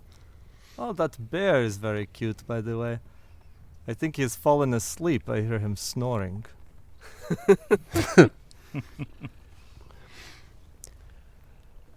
Yep. Yeah. That is definitely bear. It's actually kind of incredible he's so calm right now since his friend who usually kind of takes care of him isn't here. Weird. Yep. Is he going to be there all night? This bear? I wouldn't try to move him. Best know let better him than just to make be his Very own. violent. You could put out some food, somewhere, where you'd like him to meander over to. Do you have Maybe food later. here?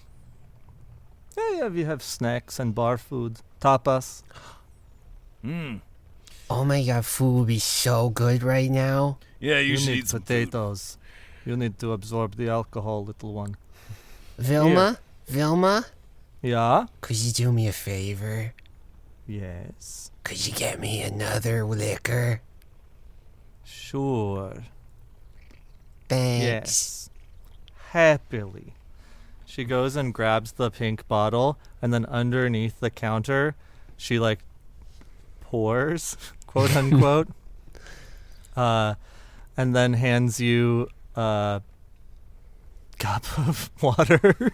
You're a nice lady. You are a nice little goblin. How old are you? I'm 10 years old. Wow. I'm an adult. Yes, you are. Don't let anyone tell you otherwise. Mm-mm. Well, We should also maybe go a little easier on the booze next time, huh? I don't know what you're talking about. Don't worry about it. You'll learn. Aya is at this point laying side of his face just on the bar, kind of looking across everyone, but still talking. Alright, well, does anyone want the flyy bird thingy? You know, I'll take it for a little while. I think that could be kind of fun. Oh, here you go. Slide it across. A nightmare flask and phoenix potion. Anyone want those? Cam, you want those? Now, who has the worst dreams? Yeah, I that's would think that's a you, great Ayamun. question. They're not great. I will say they're not great. I also think Sonny might be a contender for that, but I don't know if he's in the right head to really talk about it. But you know, What other head should I be in? not This is drunk. my head. The only head that It's I'll just- ever have. It's okay. No, it's alright. Just don't. Just, stay in your head, please. Actually, stay right there. Don't Okay. go anywhere. Cam, do you want the potion though? What does it do? I should be able to bring somebody brings back to back- life, basically. Not to life, but like Brings back someone who's unconscious to life with 1 hit point and 100 temporary hit points. Whoa. Yeah, I mean, that's pretty strong. Sure, I can take that. Well, see, one of the things about a potion like that is you should give it to the person who's not gonna go unconscious. well, Who's not gonna... I'm not unconscious. I'm conscious right now. Oh no, that's not what I mean. I mean, like, you give it to the person who can give it to somebody who does need reviving. Okay, who's that? I don't know. I mean, out of everyone here, I think I'm the only one that goes unconscious regularly, so definitely I shouldn't have it. And Gordo's definitely a frontline punchy Aye. guy, and I don't think while he's punching he'll have the mind to give anybody anything other than punches. So I think I'm one gonna of say you two he's should out. have it. You know, generally I- step No. back. You do Mr. seem like the Gordo best is choice really there, scary. Cam. okay, What was that, Sonny? Mr. Gordo is so scary. Yeah. Horrifying. Glad he's on our team. You don't want to get him angry, but when he's not angry, Be quiet he's- again, Jeremy. Yeah, now Mr. you're Lucky, your mouth is doing that thing again where no sounds come out even though you're I'm pretty clicking sure on the world can hear me. It's just you guys. So it. Oh. anyway, It's totally something a drunk person would say. I'm gonna. All right, I'm just gonna sleep right here. Just gonna do that. Anyway, good talk, everyone. Just like the captain used to. When I say good talk, everyone, I raise the rapier and I activate one of its charges. Straight up. You like float up immediately and just like land on the roof of the tavern on the ceiling, and you're like stuck up there, very Charlie and the Chocolate Factory. Yeah, for about 6 seconds, and then I fall back down. Try to land in my seat. Probably fail.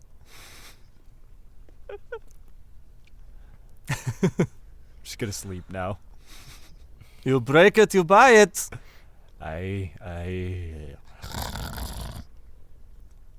Don't worry, Mr. Lucky. You'll get used to flying eventually. Oh, he's asleep. Never mind. Someone put him next to Bear. We can't have him blocking the way. Aye, Bumbo just kind of gets under his armpit and shoulder carries him over. It's very soft. Great. Any other comments or conversations before the end of the night?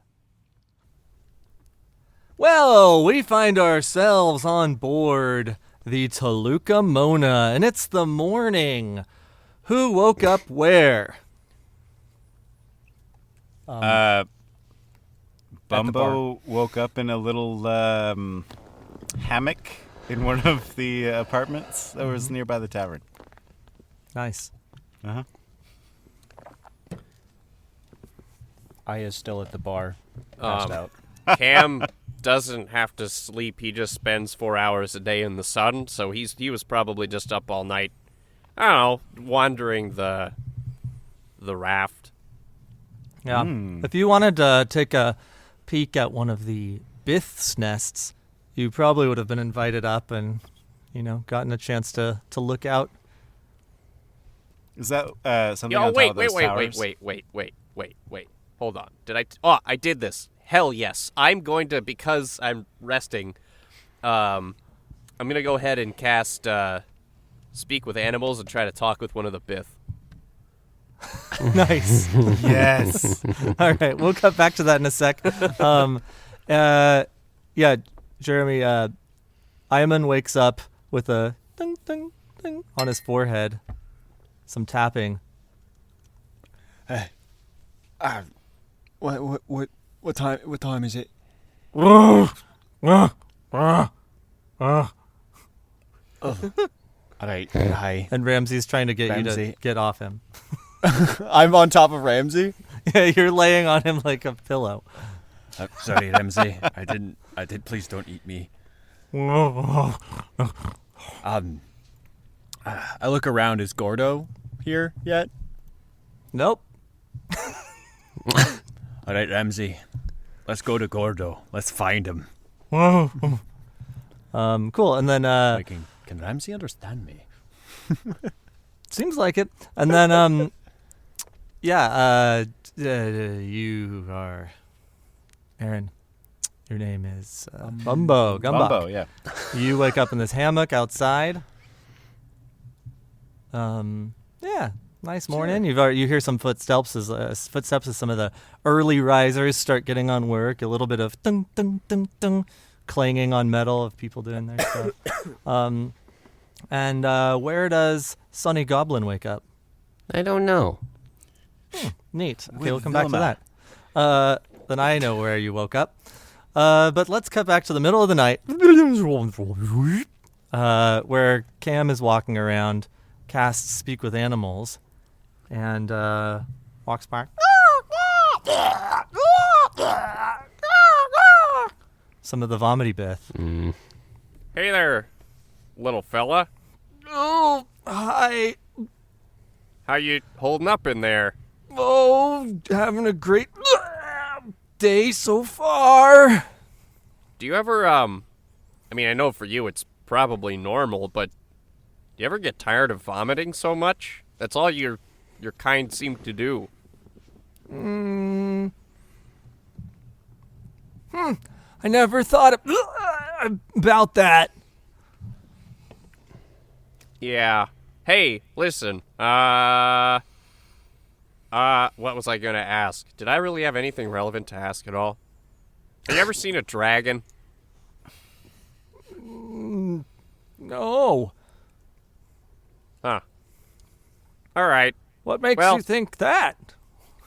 Oh, nothing. Just been hearing a lot about dragons recently. Got any Do- seeds? Yeah, I do. There probably shouldn't feed. Well, then I again. love seeds. All right. Cam will take out one of his big special seeds from his pouch and give it to the vomity Bith. Nice. Yeah, the bird goes. Quack, quack, quack.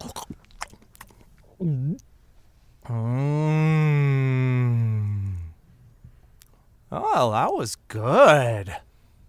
That was Yeah. really good. Yeah. You got any more? No, More? No, I don't have any more of those. None that you can eat. I just wanted to see if maybe it would do something special if a vomity Bith ate one. My But, tummy doesn't hurt. huh. Well, huh. Anyway, I feel good. That's. Is that bad? It's weird. I don't like it. I feel like I'm not gonna throw up.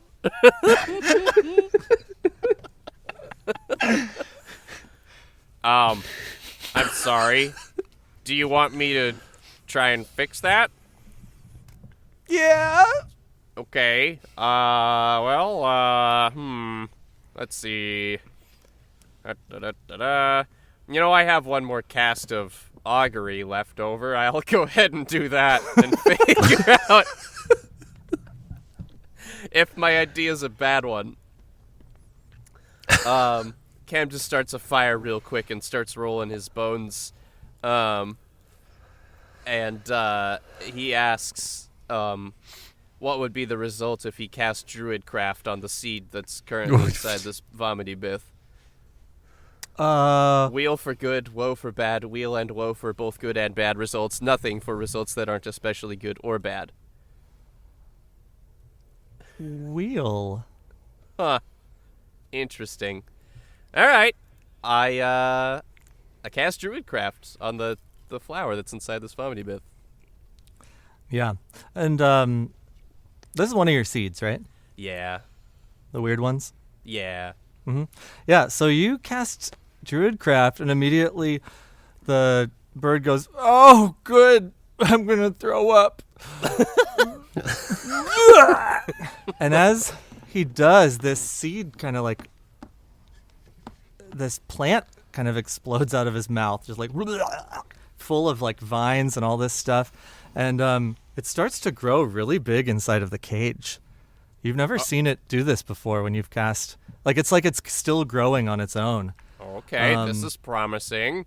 And it starts to kind of snake around, and suddenly there's this small sapling just in the cage next to this Vomitybith.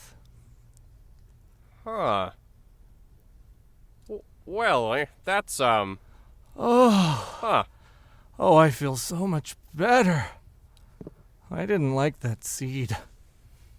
Yeah, sorry about that, but,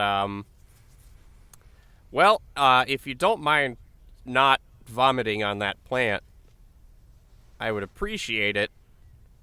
You could, there's like a little latch on the cage. You could easily take it out if you wanted. Oh, okay. I mean, how big is this thing? It's a pretty good, like a Vomitybith is about the size of, like a pelican. So they're pretty big birds. Oh, wow. Oh. Right? That's a lot of It doesn't vomit. have the big gulper. Yeah, the chin Right. flap. Mm-hmm. But it's like that size. It's a pretty good sized bird. So the cage accommodates that with a little bit of space to. I'll maneuver. take the sapling and try to find it some dirt or something if there is any on this this vessel. Yeah. You just have Yeah. to go to the dirt herders. You're nothing but a The dirters. two-timing, good for nothing dirt herder. Scruffy looking dirt herder. Oh, I forgot scruffy looking, didn't I? That was the best part. Yeah. So yeah, you've got this little sapling now. Huh. I'm gonna name you Cam Jr. Amazing. Yeah, and you continue your walk around. As you're walking around, for the duration of the spell, you're like, I don't feel so good. I wonder what's for breakfast today. Hopefully more seeds. Yeah, and then the magic wears off. All right. And as you kind of round toward the back in the morning, toward like the back of the boat, you suddenly see in the middle of the floating nest of salvage tugged behind the raft, you see a little goblin raise its head, and on top of it there's like a little sheet of metal just kind of balancing on his head. And Sonny, you've woken up somehow on the floating island of junk being tugged along by the Toluca Mona. Cool. Sonny, you okay? Mr. Drythorne? You didn't try to fly, did you? What? No, I You were can't fly. Mr. Drythorne, the sun's too bright. My Okay. head hurts. My It's stomach doesn't feel good. Am I gonna die? No, you're probably gonna just throw up, but that's okay. It's normal. Okay. As you, right after you say that, a little dwarf, walks up to you and is like, Hey, you gonna keep that? Huh? pointing at the metal on your head. I grab the metal and look at it. It's just like a sheet of metal from the side of a ship. No. So I can have it? Sure. Hey, thanks. And he grabs it Okay. and then continues digging for other stuff around you, and it's kind of loud. Every time he shuffles some of the stuff around you, it really hurts. Ow. Your head is throbbing. Sonny, I'm why gonna don't wander you get off that pile of trash and come lay down inside? Okay. He does that. Great. You get off the pile of trash. You walk around, and you see Ayamun and who was it? Bumbo, right? No, Ramsey. Oh no, Ayamun and Ramsey, walking past. They've kind of made their rounds of the ship too. It looks like you're looking for Gordo and looking for Bumbo. So you meet up with them, and then you see perched up kind of on a couple of crates. There's a little on top of like they look like shipping containers. A little hammock, and Bumbo rolls off of that. Yep. Hey Good there, morning. He does some stretching. Oh. Very, very much like an old man stretch routine that he does every day. All right. Well, seems as if we've gathered most of the crew. Why are you all Where's so Gordo? loud? Sonny. You had some liquors. Yes. Mm-hmm. Wait, this is what liquors do to you? The next morning, it does. Especially Oh, if you I don't hate eat this. beforehand. Oh, I don't like this at all. Ow. Yeah, drinking's kind of, it's fun while you're doing it, but afterward it's not, I don't think it's personally that rewarding. No, this is terrible. You'll get used to it. Anyways, anyone know where Gordo went? Ramsey? I don't know where Gordo went. Just watching Ramsey to see might if Ramsey know. goes in a direction. Ramsey starts walking. I follow Ramsey. Does Ramsey walk on his back legs or on all four? If he's like running, he runs on all fours, but a lot of time he just kind of shuffles on his back legs, trying to walk like a person. Great. That's what I hoped he did. Yes. Oh yes. I was hoping for 3. Yeah, and he kind of Just keeps the right hobbles one up. over. Yes, What? Jeremy. Oh, You I was raised your saying- hand. I'm sorry. I was saying I'm hoping I wanted him to walk on 3 legs and just keep one of them up. That was me keeping one of them up. Nice. Yeah, so he leads you to the door. It's actually next door to where Kagarkwa's place was. Mm. And he, whoa, whoa, whoa, like, scratches at the door. I knock on the door. After a second or two, Gordo. Gordo cracks open the door. Good morning, guys. Oh, Gordo, how you doing? Oh, good. Yeah, good. Very good. How you doing? I try to peer by him. He, like, definitely keeps the door kind of shut. He's Yeah. just, like, peeking out through a crack in the door. You got anyone else in there, Gordo? Oh, yes, I do. Ah. Who? All right. Well, I guess we'll leave you to that. Oh, no, that's What all are we right. leaving him to? Don't worry I'm ready about to it, go. Sonny. Is there, do we have a plan for today? Well, hopefully we're supposed to land, right? So just. Oh, that's be true. ready. Right. Got to land in a hour or two, I think. Yep. Mm-hmm. Good. Where are we going to meet up? Where are you going to be? I mean, I was gonna be like next door, maybe. Garkakua. Yeah.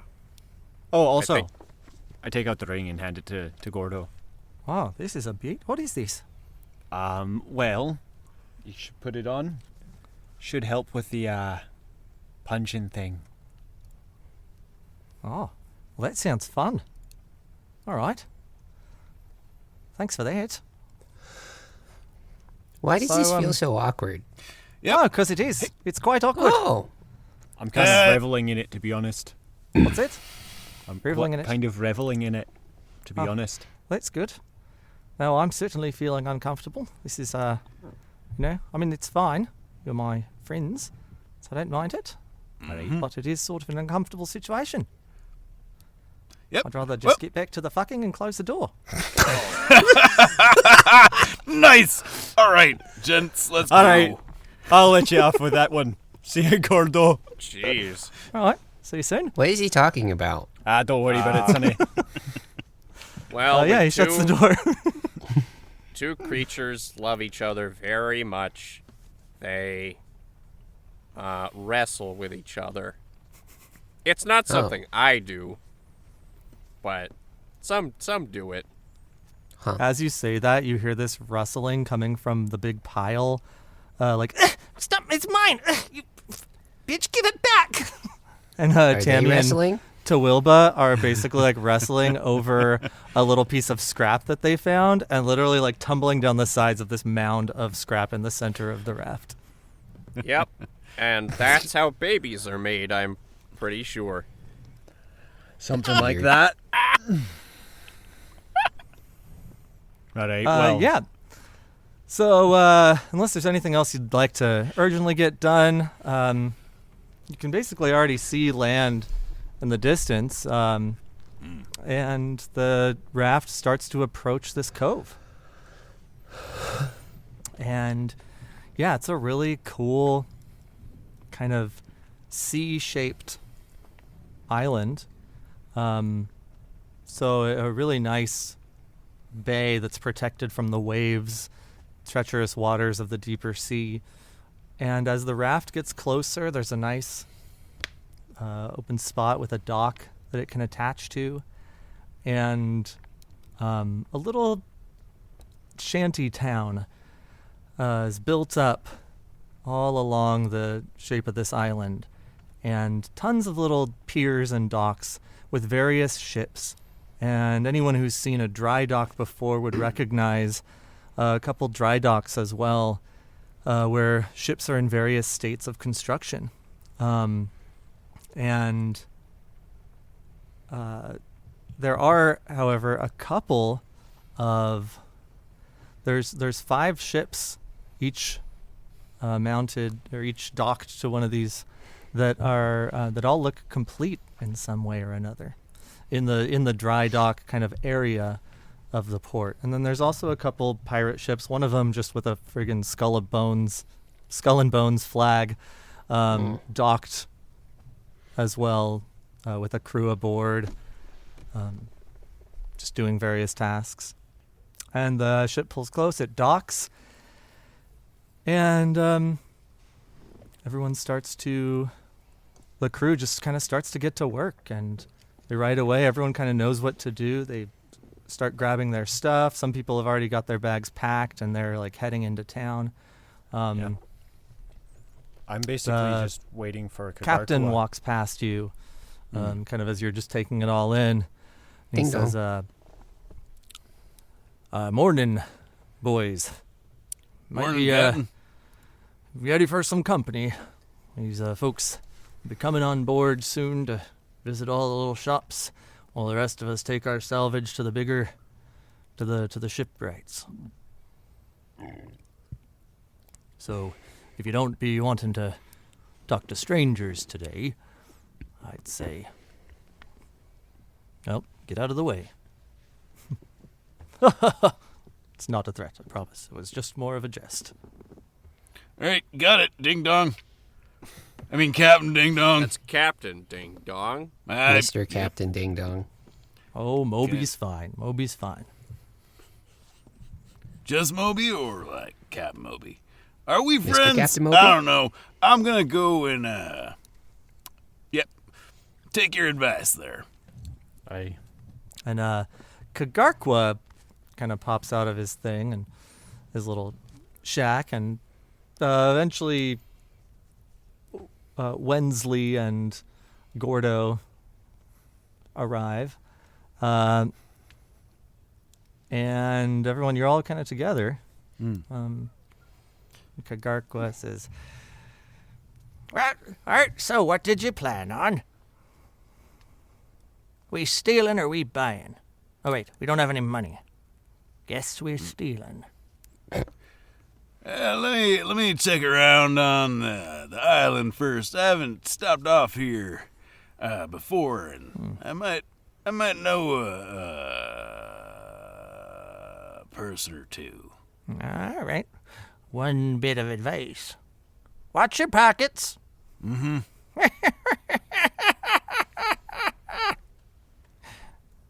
There be thieves here. It wasn't a joke. Yep. Yeah, Noted. Bumbo is going to make sure that, before getting separated too much, he's going to give the lowdown to the other newer crewmates, like what we've discussed.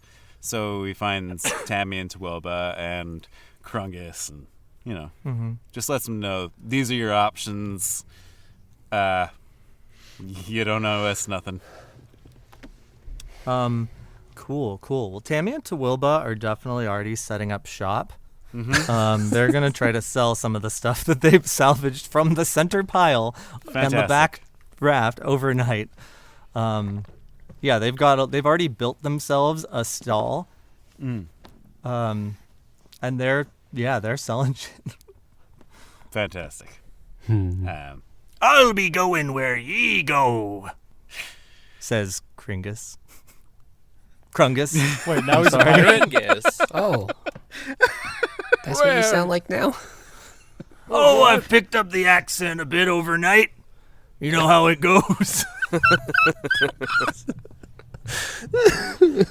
Oh, was I talking too fast again? Me go with you. Oh, good. All right, good. great. All right, thank you, Krungus. I appreciate that. And Drusilla is there with you. She's like, I guess I could go with you, though really nobody on this crew seems to really look after the Vomity Bith. I think they might need a keeper. Maybe I found my place. I don't know. But you hired me, so I'd be happy to go with you. I'm so conflicted. I mean, we have a pretty good druid. Check out what I made. I call him Cam Jr. Oh, my goodness. I The fed resemblance is uncanny. one of my seeds to a Should I say vomity bit, uncanny? and he vomited it back up, and I am very proud. Well, congratulations. Thank you. And Bumbo, you turn around, and Moist Mitch is just right behind you. Oh. When are we heading out? That's to be determined, and so good of you to, make yourself known. Yep, we'll let you know when we're going, or you can just kind of, I guess, follow along behind somebody as you're wont to do. Oh, it'll be like I'm not even here, he says. I hate you. Kagarkwa speaks up in a moment. That's He says, definitely worse. Hey, there's one other thing. Since it looks like we've got some options here, I'd say before we decide on we just go picking a ship at random, we should look at all of them and pick the best one to steal. and as he says that, we cut across the fourth wall to the five of us here. What? And we're going to play a little game. Oh. And I would like each person, one at a time, to describe a ship made from salvage that appears in the harbor. Oh. boy. Made from salvage specifically? Wow. I mean, that's all I'll give, but you can describe what you see. Oh. There's also a pirate ship, which is like fully functional and beautiful. Just a and normal pirate a ship. normal-looking pirate ship that's already been established. That one has crew on it, though. It seems like that's already a crewed ship. Not just a crude ship. Crude. It's crewed, not crude. You know those swan boats? Like a pedal boat? Yeah, like those Like the pedal ones boats. from the lake at Disneyland or something? Mm-hmm. You know those? Well, there's one of those there, but it's much, much bigger. Incredible. And you see, it seems to be like the wings, the backward wings that go up. Like it's probably made out of wood and salvaged wood, but they have like covered it with like feathers of various birds. And the swan head poking up is constructed out of some like mesh thing, and then also just covered in ridiculous bird feathers. And it is, of course, a paddle boat. Okay, awesome. I'm writing these down.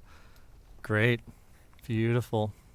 I'm picturing like the Trojan horse, like made of into this like very rudimentary swan shape, and then Covered in feathers. Okay. There's another boat that is like really long and thin. And it has like a reptilian face at the front, and it almost, it kind of curves back. It seems to have scales sort of like put along the entire side, and it's the SS Snake. Oh my god. But it's basically like 5 feet tall, 5 feet wide, and it's like 86 feet long. Oh my god. The deck is just a single runway. I'm picturing like an old Greek ship with like oars and stuff, but even skinnier and longer. Like an old, what are these called? Pentaconters? Whatever. Next. Pentatonics. Yeah. Well, there's another ship that comes in, and it's one of those ships. It's actually very, very similarly narrow on the main boat, and then there's kind of like a side pontoon attached to it with like a net in between. I believe like a catamaran, but I'm not exactly sure I'm right about that one. But it appears to be made not only from like wood, but also substantially constructed and ornamentally constructed with bones of various large creatures, and its sails seem to be like a leather. So it's very much a boat made out of animals. Yeah. It just kind of creeps in, and it seems to have a visual smell to it. Not terrible, but unsettling. Beautiful. Does that leave me? Mm-hmm.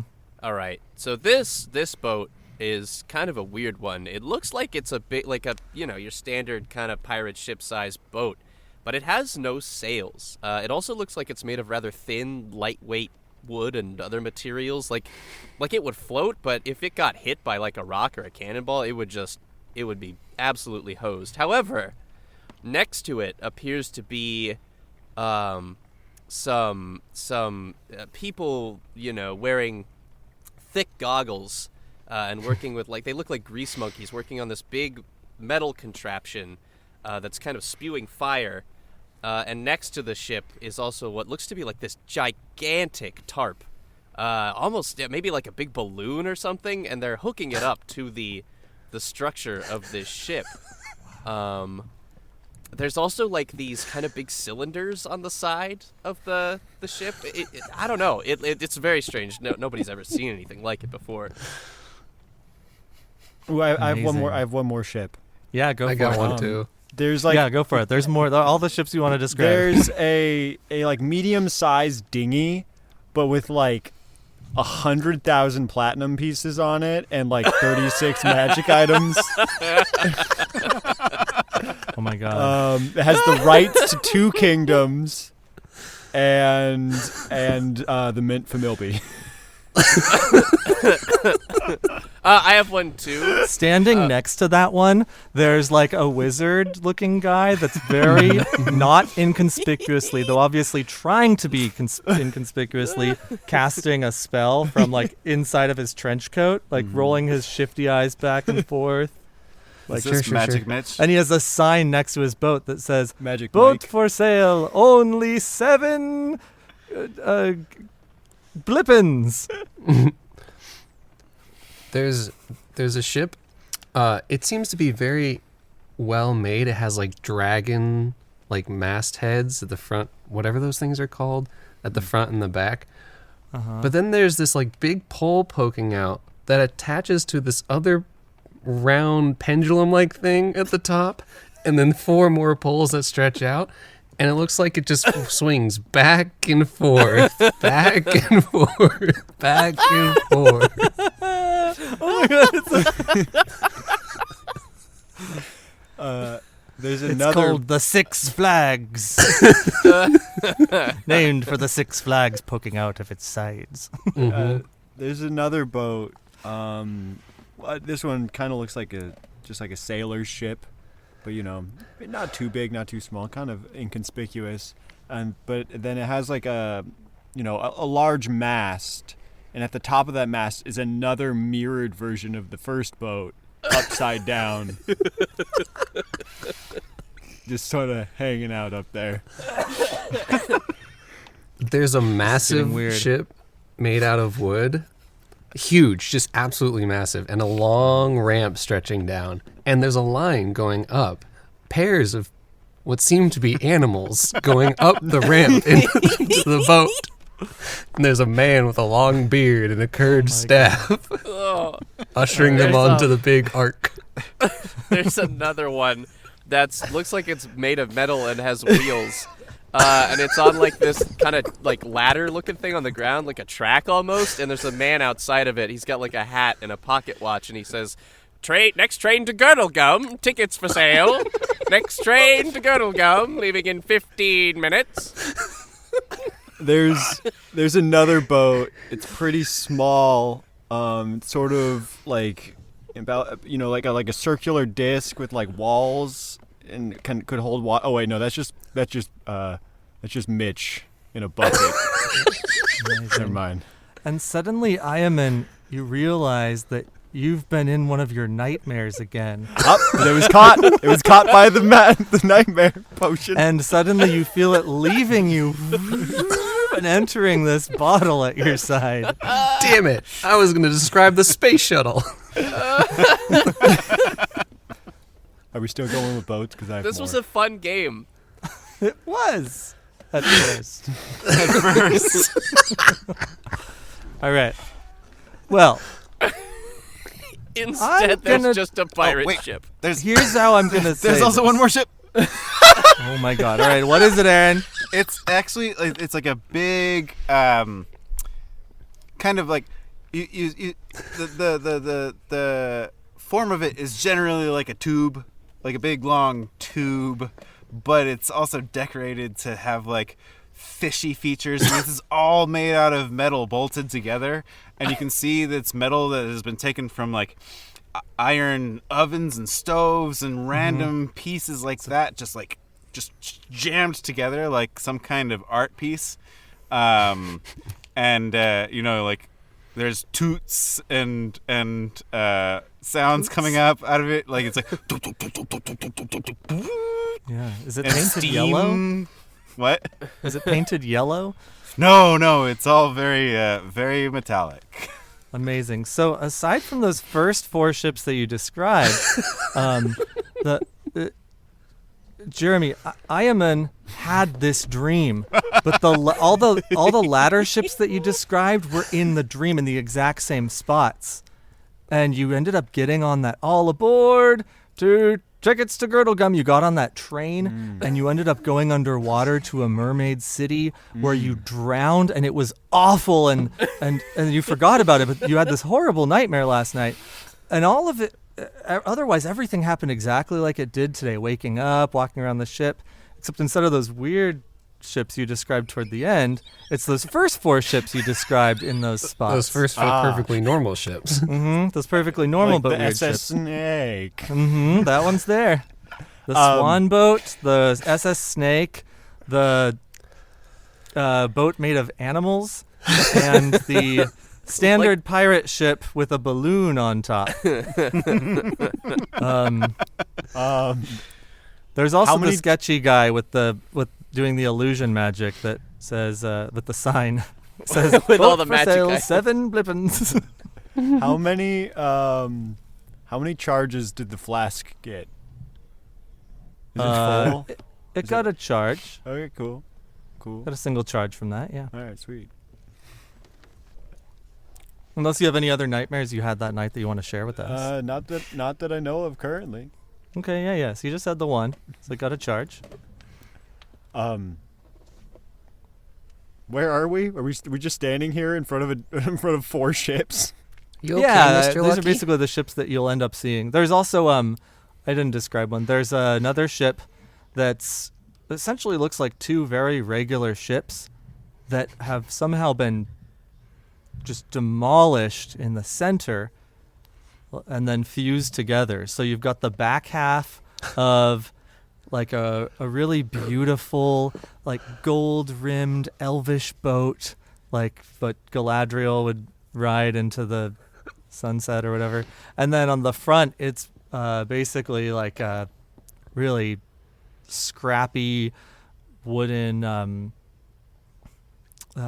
goblin boat. Just strong but artistically unornamented, noticeably unornamented. And the wood is completely darker on the front, and it's like all white and golden purple on the back half, and the front is just like natural wood color. Just austere. I didn't hear that, Jeremy. Oh, I just said just like austere. I like that one. I don't know about you guys, but it seems to fit for some reason. I don't know. I quite like the one with the balloon. That seems fascinating. That one is Yeah. pretty neat. It is neat, but is it safe? I mean, they're shooting fire out of a big metal furnace. Oh, that is a good point. Hey, I what don't about wanna- the one? What? Go. Well, Oh, I sorry. was going to say, I don't like fire. I would rather stay away from that one. Can't you control fire? Yeah. But it hurts me still. And I got to look out for Cam Jr. now. Oh, right. You a father now? Yeah. Did you wrestle with someone last night? No, I just shoved my seed down a bird's throat.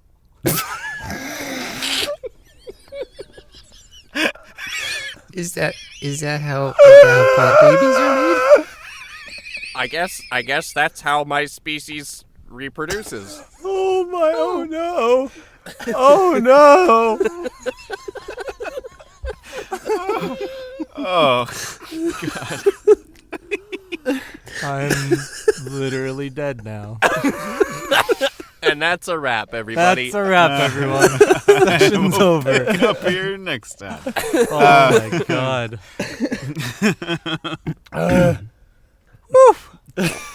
All right, reassemble. Oh boy. Rebuilding. Hey, Cam, what do you think about the one that's made out of bones? It looks like. See, this is what I'm talking about. Doesn't that, look uncomfortable to you guys? I mean, Yes. I mean, I'm fine with it because it's not plant bones. it looks fast, and they don't look like my bones. Well, I have to admit, I'm slightly worried that Ramsey might think it's all edible and start chewing on the hull of the ship. But it does look quite intimidating. I'm for hardcore. whichever one looks the fastest. Snake might be a good option too. That one seems precarious. It's incredibly narrow, though. Well, only about 5 feet wide. I'd be afraid of falling off the hull. Kagarikawa. Its swan boat's actually quite pretty. If you look at it long enough, you forget that it's a boat and you start to think, wow, it might actually be a giant bird. Aye, but isn't it? It doesn't seem to have any sails. The raft doesn't have any sails, and it gets along quite fine. Aye, but doesn't it? Well, have, they like, have magic? wizards on board that make the thing go. All right. We haven't got any wizards. Mm-mm. Not a one. Can we just ask Captain Moby Ding Dong if he'll take us to Girdlegum? Have we ever considered that? I think he's gonna chase the Hobio. But we could ask.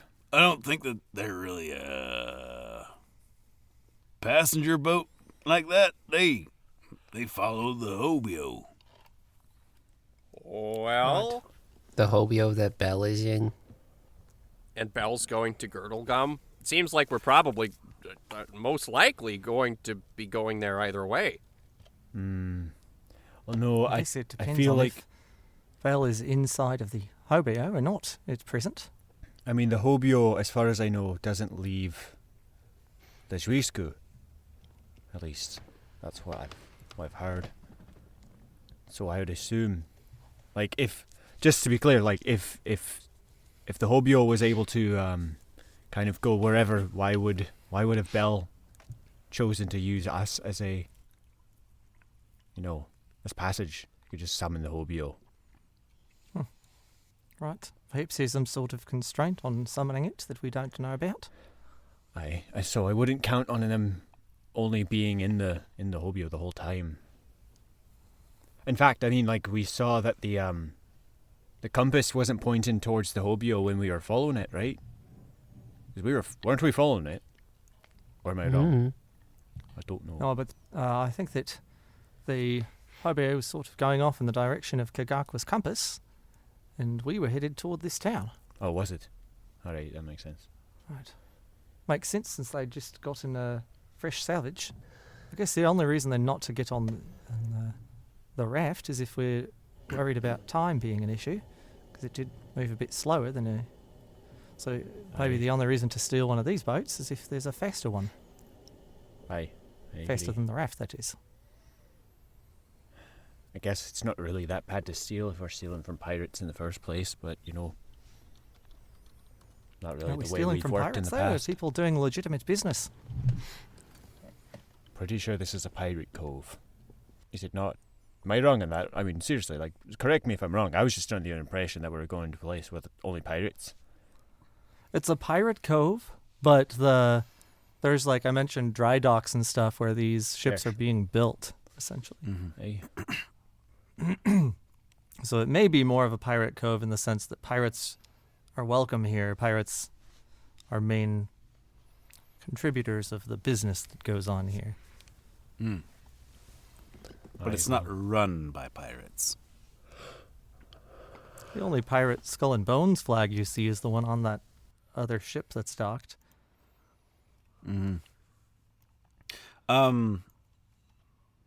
Bumbo does want to go to the dry docks. Like you said before.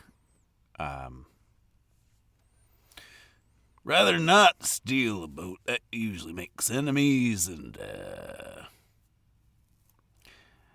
well, Bumbo, what do you think? Just off the look of your eye, what do you think about the speed of these ships? well, the Swan's pretty, but she don't look fast. I don't even know how she's powered. There's the SS Snake, Yes, the long and thin right. one. I just thought Sonny was going to say something. Nope, I talked. There's a snake looks fast, but it also looks kind of, what would you say, fancy, maybe gimmicky, maybe, I don't know. Tend not to trust those things. Bone Ship just looks kind of weird. Does look fast, but it's also, I kind of understand what Cam's talking about now. And, What was the last one? There's the standard pirate, the balloon one, right? The balloon one. Then there's, this The very narrow ship with a side pontoon. The one you described, the animal one. Yeah. Yep. The standard pirate ship with no sails. That's the one with the balloon. Mm-hmm. And then there's one I described that's like elven in the back, goblin in the front. You see, now that one's interesting. You said austere was a word you'd used to describe it. Oh, I think you should certainly steer. I don't know how to do that. He just pats you on the shoulder. Thank you. I know you'd appreciate that one. Good navigational humour. It's like you got a compass pointed right at my heart. Anyway, I just don't know about the structural integrity of two ships put together front and back like that. Hold on. Hey, is Kagarkwa here? He kind of stayed near the raft. Hey, Kagarkwa. Kagarkwa. Ah, you said it right. Yeah, you said we're gonna steal, maybe borrow one of these ships here. Which Same one thing. would you recommend? I don't know. They're all fascinating. Well, I don't know why I'm talking like Gordo now. They're all quite interesting, aren't they? I do have to say, I like the look of that one. And he points to the one with all the pirates on it. Of course and he the did. pirate flag. Yeah, of course he did. That one looks like a proper ship. If you know what I mean. There's like 20 guys on it. They're definitely pirates. Maybe we could convince them to just join your crew. No, I'm Mr. Krabs.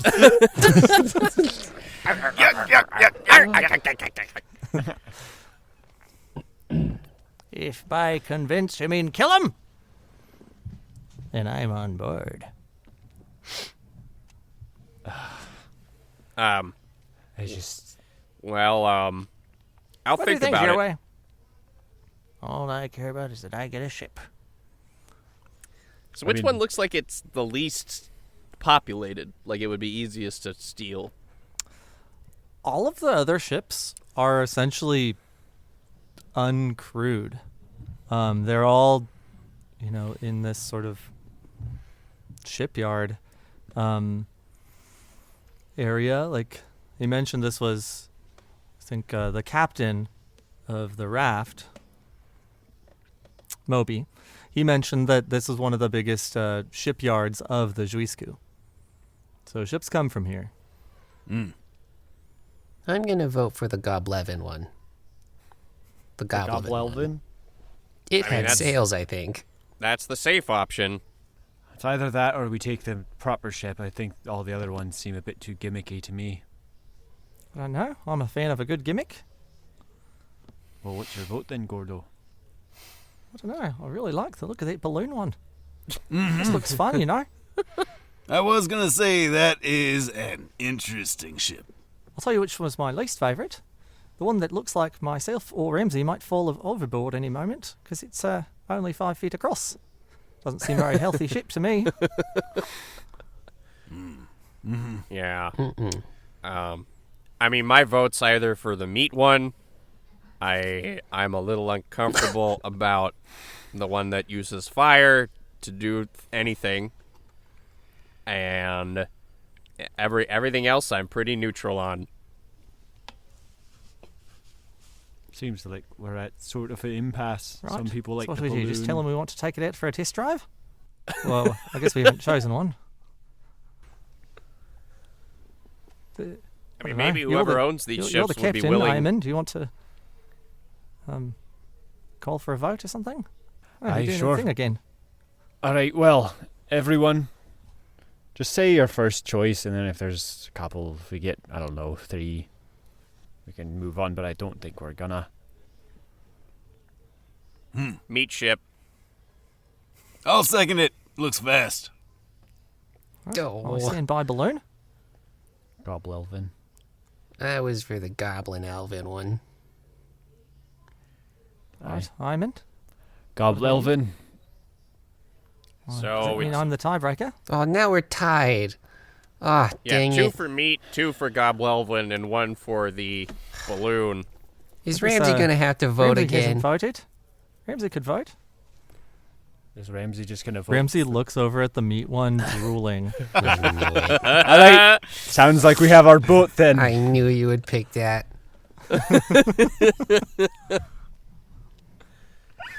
All right, I guess we'll let Kagarkwa know that we have a target. So I'll get my dream of floating away in a balloon some other day. Did I say that out loud? I guess I did.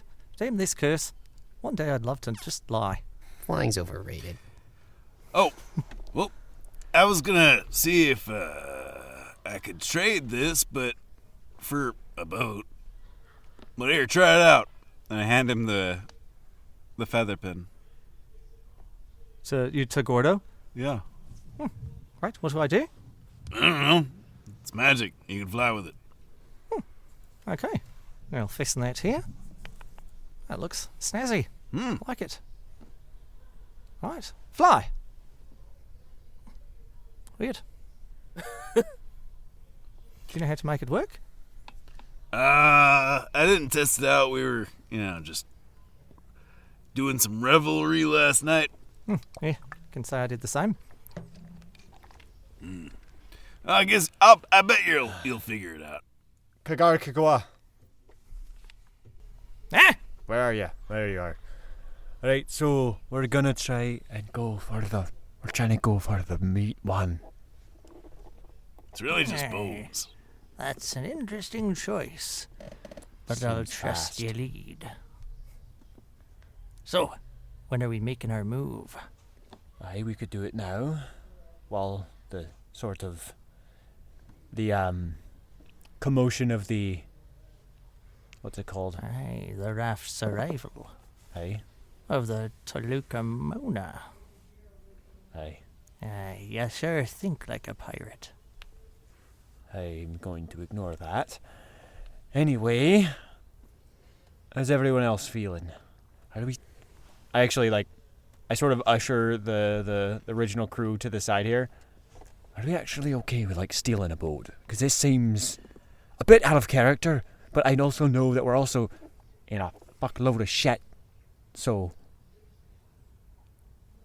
Yeah, I'd like to avoid any killing if possible. We can always return the boat when we're done using it. aye, that's true. It's a loan, right? We're just borrowing it. Right, exactly. We're Right. not. I mean, the meat ship. That's not. We're not. That's not a realistic, long-term career pirate ship. Aye. Then again, if we try to return it, I am assuming we're gonna have to go through Kagarkwa here. Oh, well, yeah, but we should probably kick his ass anyway, because I don't think he's a nice guy either. Very true. Alright, anyone else feel particularly burdened by this idea? I don't I love think it, but it's I'm going better to to stay keep with our all of money you. so that we can buy up that restaurant. It's better than spending it on a boat that we don't even really like altogether that much. Bumbo? Sort of ambivalent about it all, huh? Want to get off this island? Don't really want to get in any fights, but Aye. what if we I don't know. Yeah. What if we just let Kagarkwa do what he's gonna do and handle Bell, and we start a restaurant here instead? Fair enough. I don't... Didn't he say that if Bell got their true form, that it would destroy all of the Jusco? Well, I mean, Aye. Kagarkwa seems to believe that, but I also have a bit of business with this spell now. And all right, fair, true. We should probably avenge our captain. Aye. We should. Well, you know what? What would Captain Dizazerm do? Probably drunk. drink. probably Yeah, drink probably his ass just up get and then fall drunk. asleep. I in don't know the why I ocean. asked that question. Could we just hire someone to take us? We could do that. Yeah, we don't have to buy a boat. We could just ask if they offer transportation services and pay them a good lump of money. To the pirate ship? Seems like if we tell them that we have any money, that they'd just kill us and take the money. Well, how do we know they're all pirate ships? What if The some flag's there. The flag is a pirate flag. They've got the skull and bones and everything. on all of them? No, but on the one with the people. Is that the meat ship? No, the one with the pirate flag over The there. meat ship is not manned, Well, right? we're not going to use that one. Right. Well, that's the only one that seems to be crewed. But we have a crew. Correct me if I'm wrong, but like all of the other ships have like sail signs on them. I'm assuming, like, Yeah, they're in the, like, there's basically a shipyard section of this dock area. Like, yeah, like these are for sale. yeah, there's a big sign that says, ships for sale. Hayden just rolled his eyes so hard. All right, well, maybe let's just get a little bit more info so we're not just slapping around the beanbags. Aye. He starts just trundling over to the shipyard. I'll follow him.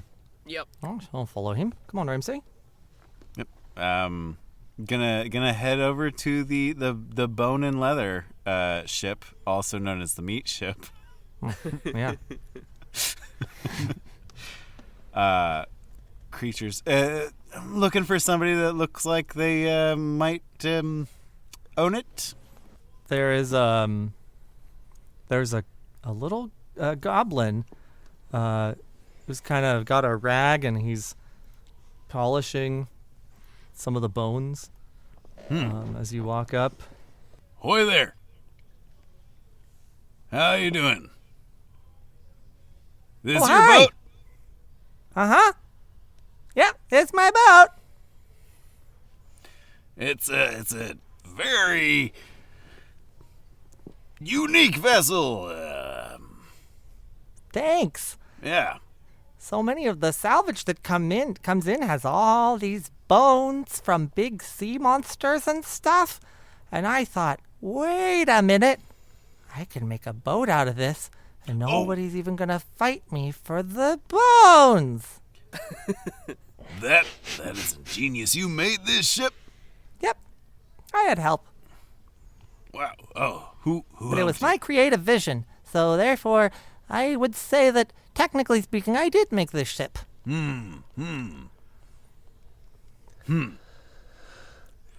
All right then. Yep. Sounds good. How many people are needed to run this thing? Oh, it doesn't need that big of a crew.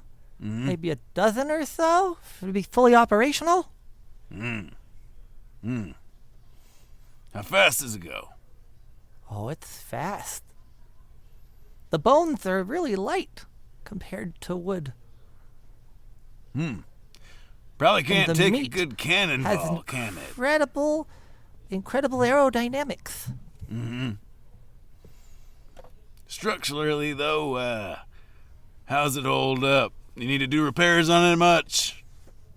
I'm gonna start looking around the ship to see if they're like just more. I mean, I know it's made out of salvage, but like, does some stuff look like it was added later Why don't than you it was come on constructed? board and you can take a look? I can see that you have a good eye for ships. Aye. Oh, seafaring jokes. I like it. So, yep, this is the deck of the ship. As you can see, that goes down below decks. Yep, it's pretty much what it looks like here. Can You got a walk around. galley on board? Of course. Can I have a look at that? Oh, I'd like to come with you too. Got to see that. Can't take this ship if it's not got a good galley. You look over and Ramsey is already licking the side of the ship.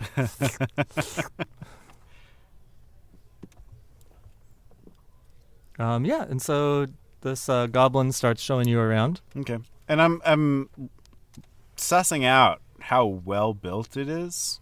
You know. Yeah, why don't you give me, I guess perception, unless you want to call for something else. Investigation, maybe? Oh, shit, either way. So yeah, I only get a 12. No, 13. The The quality's kind of hard to assess because the materials used are so unusual to you. But the composition of the boat, like everything seems to be where it's supposed to be. Right. That makes sense. The only thing you just don't really know of is what's the structural integrity based on the materials. But it looks like a well put together boat. I'm gonna want to inspect all the things. Like, make sure the galley can be entered by a bear. Is the bilge working properly? The bilge is nasty. It's perfect. Moist Bitch is gonna love it. I think See, did you say the sails are made? Yeah. You're kind of walking around, inspecting it, and the goblin says, "Look up there. People don't often make innovative designs with their sails, but leather sails are the new cloth. I'm telling you." Curious. I want to see how they perform. Oh. You want to see how she sails? Yeah, sure. I guess we could take her out. Now, How many people are allowed to come along for a test sail? I don't know. How many of you want to come on for the test sail? Presumably enough for it to sail successfully. You said we have to have 12 for a crew. Well, that's if you fill all the positions, but if you just want to make it move, you really just need to make sure you have the rigging. It needs extra work because the leather's kind of heavy. So you need an extra person than a normal ship for the rigging. So we could. I think this is enough. All of us here.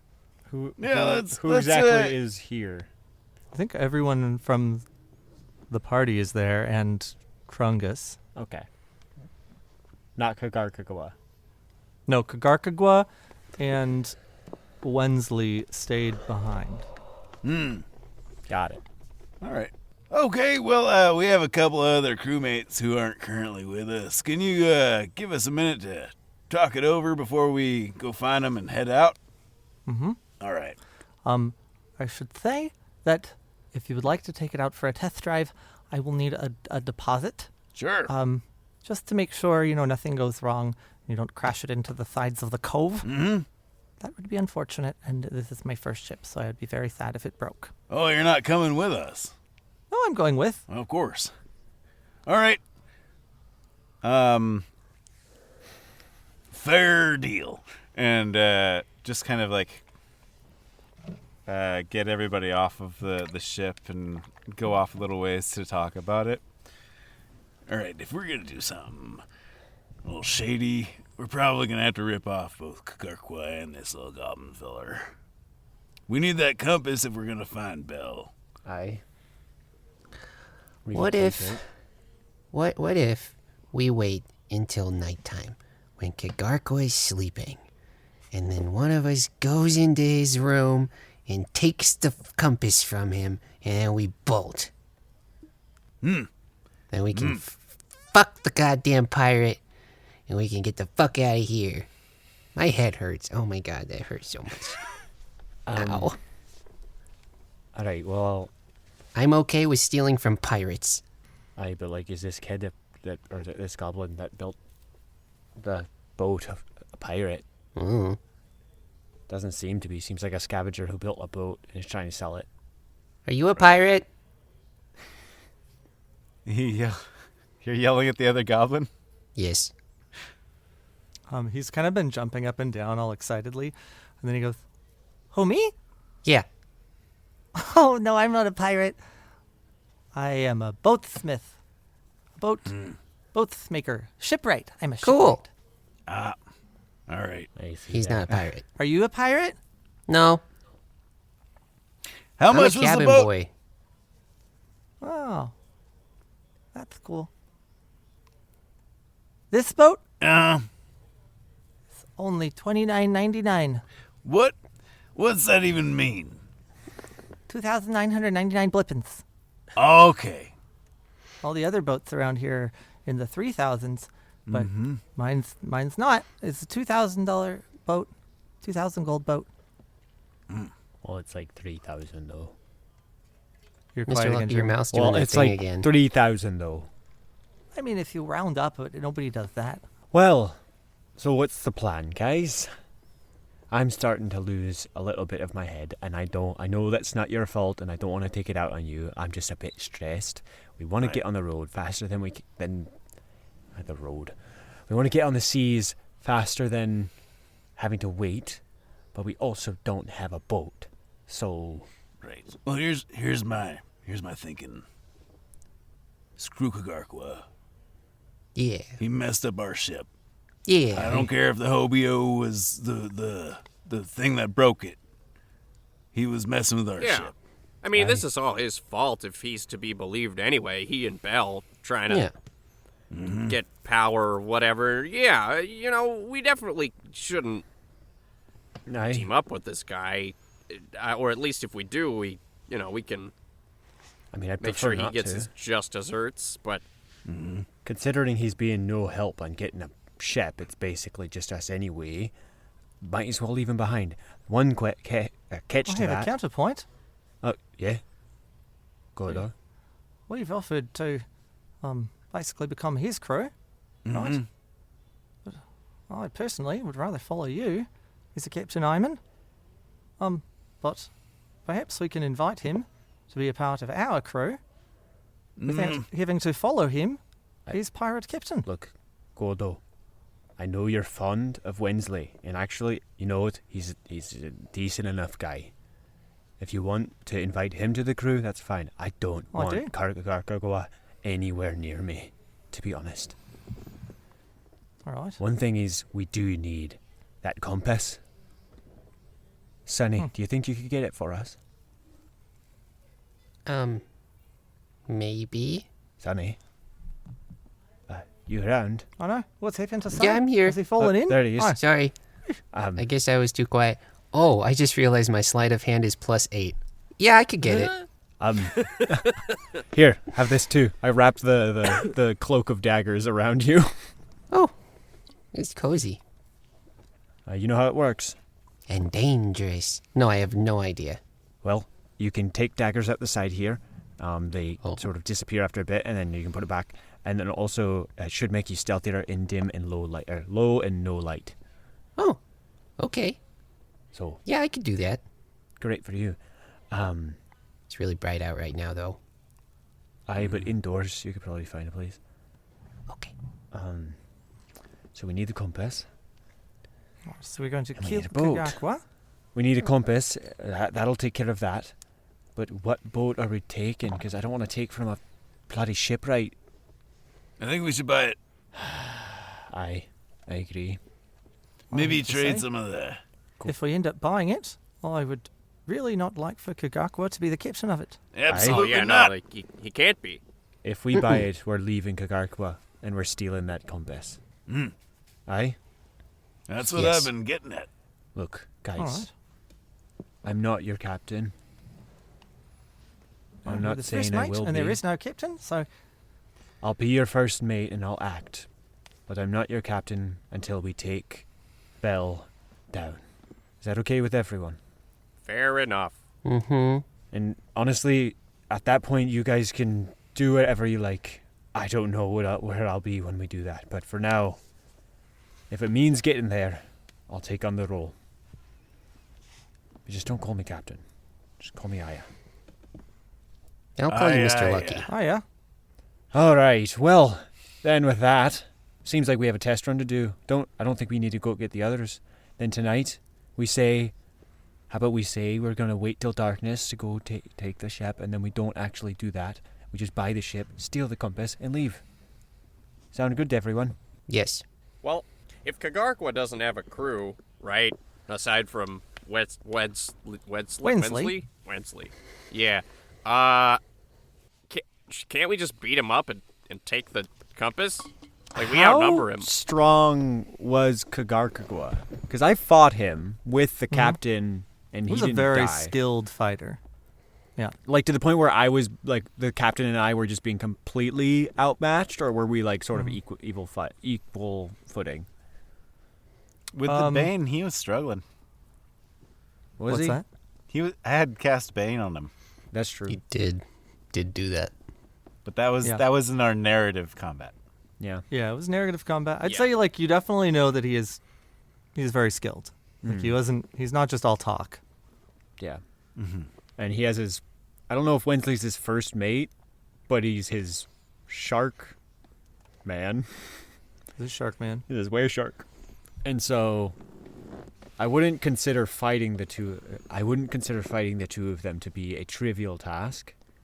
I would rather just, and also if we fight people, if we aggress here, I imagine, oh, look, the dread pirate that has renown in this place versus a bunch of nobodies, I imagine we'll end up outnumbered pretty quick.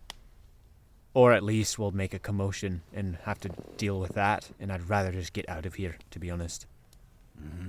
If we take the thing and then have to fight, that's fine. But I think we could go without taking the compass and just go on our own. Just go to Girdlegum. Well, we could, but I'd much rather know where Bell is. And is it certainly out of the question to have Kagakwa on board, knowing that he's claimed to have the same objectives as us? I doubt he'll be willing to listen. He'll want to be the captain, and I don't want to work under him. Is it 'cause you want his crewmate to come with you? Yes. All right, then. Well, let's figure out a way to talk him into coming along with us without Kagarkwa. Huh? Maybe while I'm stealing a compass, you and Ramsey can kidnap. I don't know why I suggested that. No, don't want to do that. Or Not that kind of convince bugbear. I imagine. And are we certain that Kagakwa wants to be the captain? Or was that just something that we offered? No, he said he wanted to be the captain. He did? Yes, that we would be on his crew. He did say that, right? I think so, but I don't I'm know. pretty for sure don't you think said so. that. Huh? I don't recall saying that. Oh, okay. I know for certain the idea of him being a part of your crew, or our crew, was not discussed. Yeah, that was not discussed. We just assumed. I think we all assumed that he had more of a crew than just him and Wensley here. But evidently not. I mean, our choices are basically diplomacy or a little bit of Thievery? sneaky business. Yeah. We've got buy the boat or steal the boat. And then we've got invite Kagarkwa, steal from Kagarkwa, or just leave him behind altogether. I guess we'll talk out of character to sort of, this is plenty fine. Aya is putting forth, he wants to steal and then run, basically. Yes. And so is Bumbo. All right, Bumbo and I are on the same page. Yeah. And Fine with me. and I meant steal the compass. Steal the compass, yes, and then Yeah. buy the boat. Right. I'm okay with if Gordo thinks Gordo can convince Wensley. Mm-hmm. I'm okay with him joining the crew, but I don't know based on the rapport that the two of them seem to have. Right. And when are we doing this stealing from... When? Right. From Mr. Kagakwa? Whenever we can. To be honest, I mean, we should make Nighttime, sure or are we waiting till? we should arrange. First of all, we should take the ship out and see if it's actually good, and then we should arrange for the purchase so then we can leave with it, and then once it's ready to go, then we steal the thing and get the fuck out of here. Does that sound fine with everyone? Right. Yes. Follow you, Gordo, are Captain. you going to try to convince Aya? Wensley? Right. I think I've got time for a quickie. What does that mean? Good. Oh, Don't nothing. worry about it, Sonny. Don't worry about it. You'll Okay. understand when you're older. I will go skip the test drive then and go Aye. talk to Wensley. Aye, that sounds fine. So I guess the rest of the crew is going to test drive the boat and arrange for its purchase if it's good, and Gordo's going to Gordo. Gordo, you could. How about this? I'll do it in character. All right. So, Gordo, if you're going to be separate from the crew, you could do a little bit of planting seeds. Just say we're testing the boat that we think's the best one to steal. Okay. Right? Don't make any mention that we're going to buy it. Oh no, that's going to be hard. Oh, you can't lie. Yeah, he can't lie.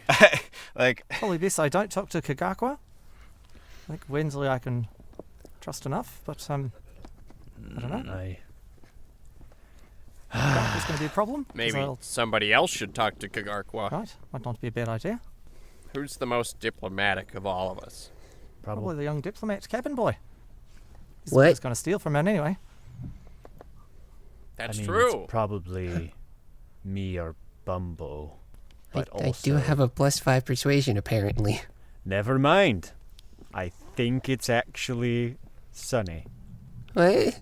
Hey, Sonny. How are you doing? Sonny. My head hurts. You doing all right? Is your head hurting? You said that. Yeah. All right. Well, how do you feel about going to Kagarkawa, telling him we're going to take a ship out and test it to see if it's good enough to steal, of course, and then, as soon as he's not looking and the ship's back and ready to go, you take the compass, and then we go. How's that sound? You think Like you can right do that? now. Right about now, yeah. Alone. Yeah. Just me. Aye. With the pirate. That's true. The meanest pirate that's ever been known. Well, I don't know about that. But aye, yes. Look, Sonny, I believe in you. You're part of the crew. You've survived. You can do this. Look, if it'll make you feel better, I can stay here and watch you through Pecker's eyes. I mean, he's just a parrot. No one will suspect a parrot on a nearby perch. And, If things start going bad, I'll be right there. okay. I mean, we can wait until we come back from the trip because we need to finalize the documents and get everything ready anyway. Stock the ship. We need food. So perhaps once we do that, that's when we start this whole plan. Sound about right? Okay. I could try. You look a little anxious there, Sonny. You're right. I mean, he's just a really mean pirate. And I'd have to do it alone. Well, we'll all be right behind. And We'll be if close by. something happens, we'll be there. Okay. It's just up to you. You're the stealthiest of all of us. I've got Oh, one well. final That can do it but suggestion. you. Okay. I've got a final suggestion. Yes? Right? What if we invite Kagakwa on the boat and then kill him in the middle of the night? Not a bad And then idea. throw You him are the overboard? scariest person I've ever met. Never mind. Kagark was easy. Actually, I'm switching to that plan. He won't have any backup out there with true. He us. trusts us. I Thinks don't we're actually not as good of a disagree crew as him. with that. As Then- long as you think Wensley will be okay with that. As long as everyone else is fine with him. Yeah, I don't know. I guess I'd have to ask him. But, We still would have Gordo. to get the compass off him.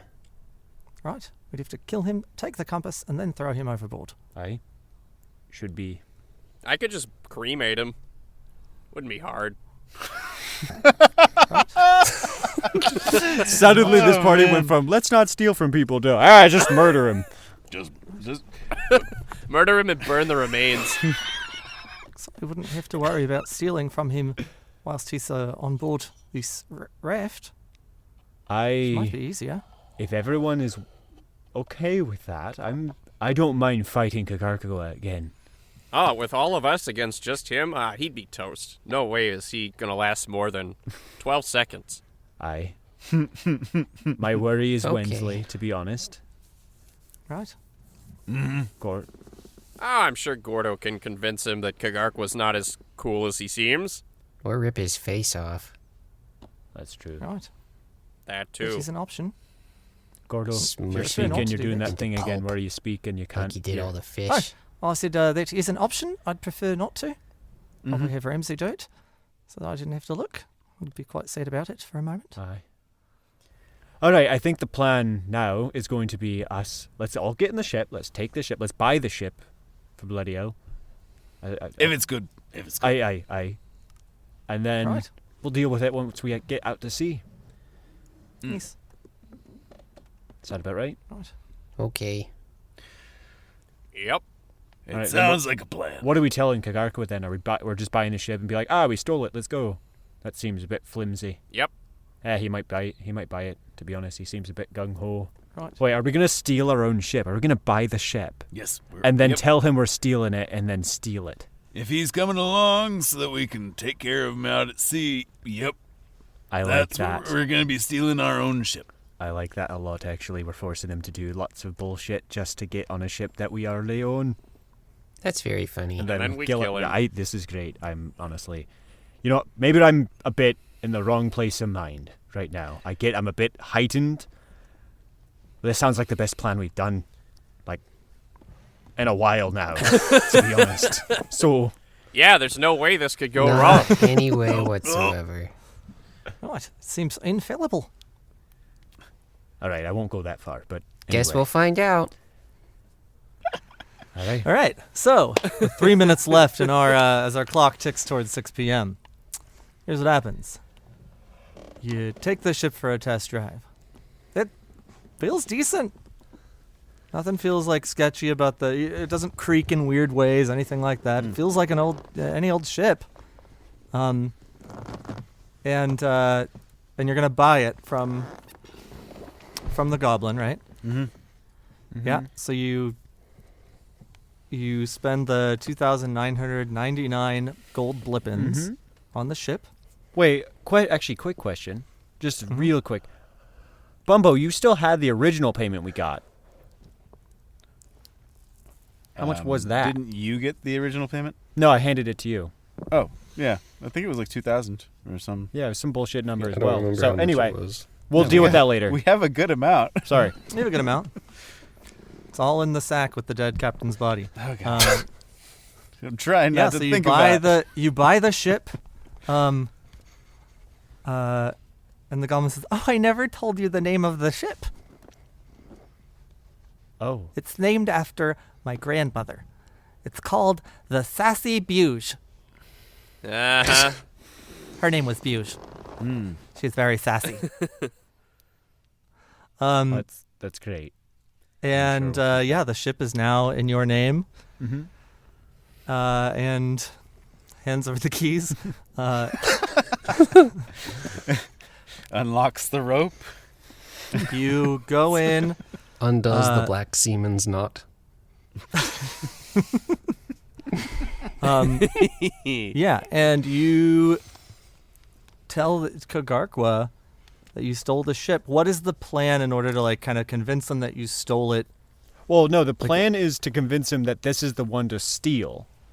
And then in the okay. middle of the night, we're going to steal our own ship. So that's exactly what you do. Nighttime comes, and you all head out together, and Kagarkwa's just like, like feeling like, yeah, he's a young pirate again, stealing a ship. And you someone makes like a momentous gesture of like kind of sawing off the knot that holds the ship rather than just untying it. And you all head out of the cove in the middle of the night with Kagarkwa and Wensley and Drusilla, who brought with her 2 cages of vomity death. Nice. But Tammy and Tawilba stayed behind. They found a new business there. Oh, and Krungus is with you as well. Sweet. Great. Yes. Oh man, Kagark was And as fucked. you're pulling out of the cove, Kagarkwa pulls out his compass and says, that way.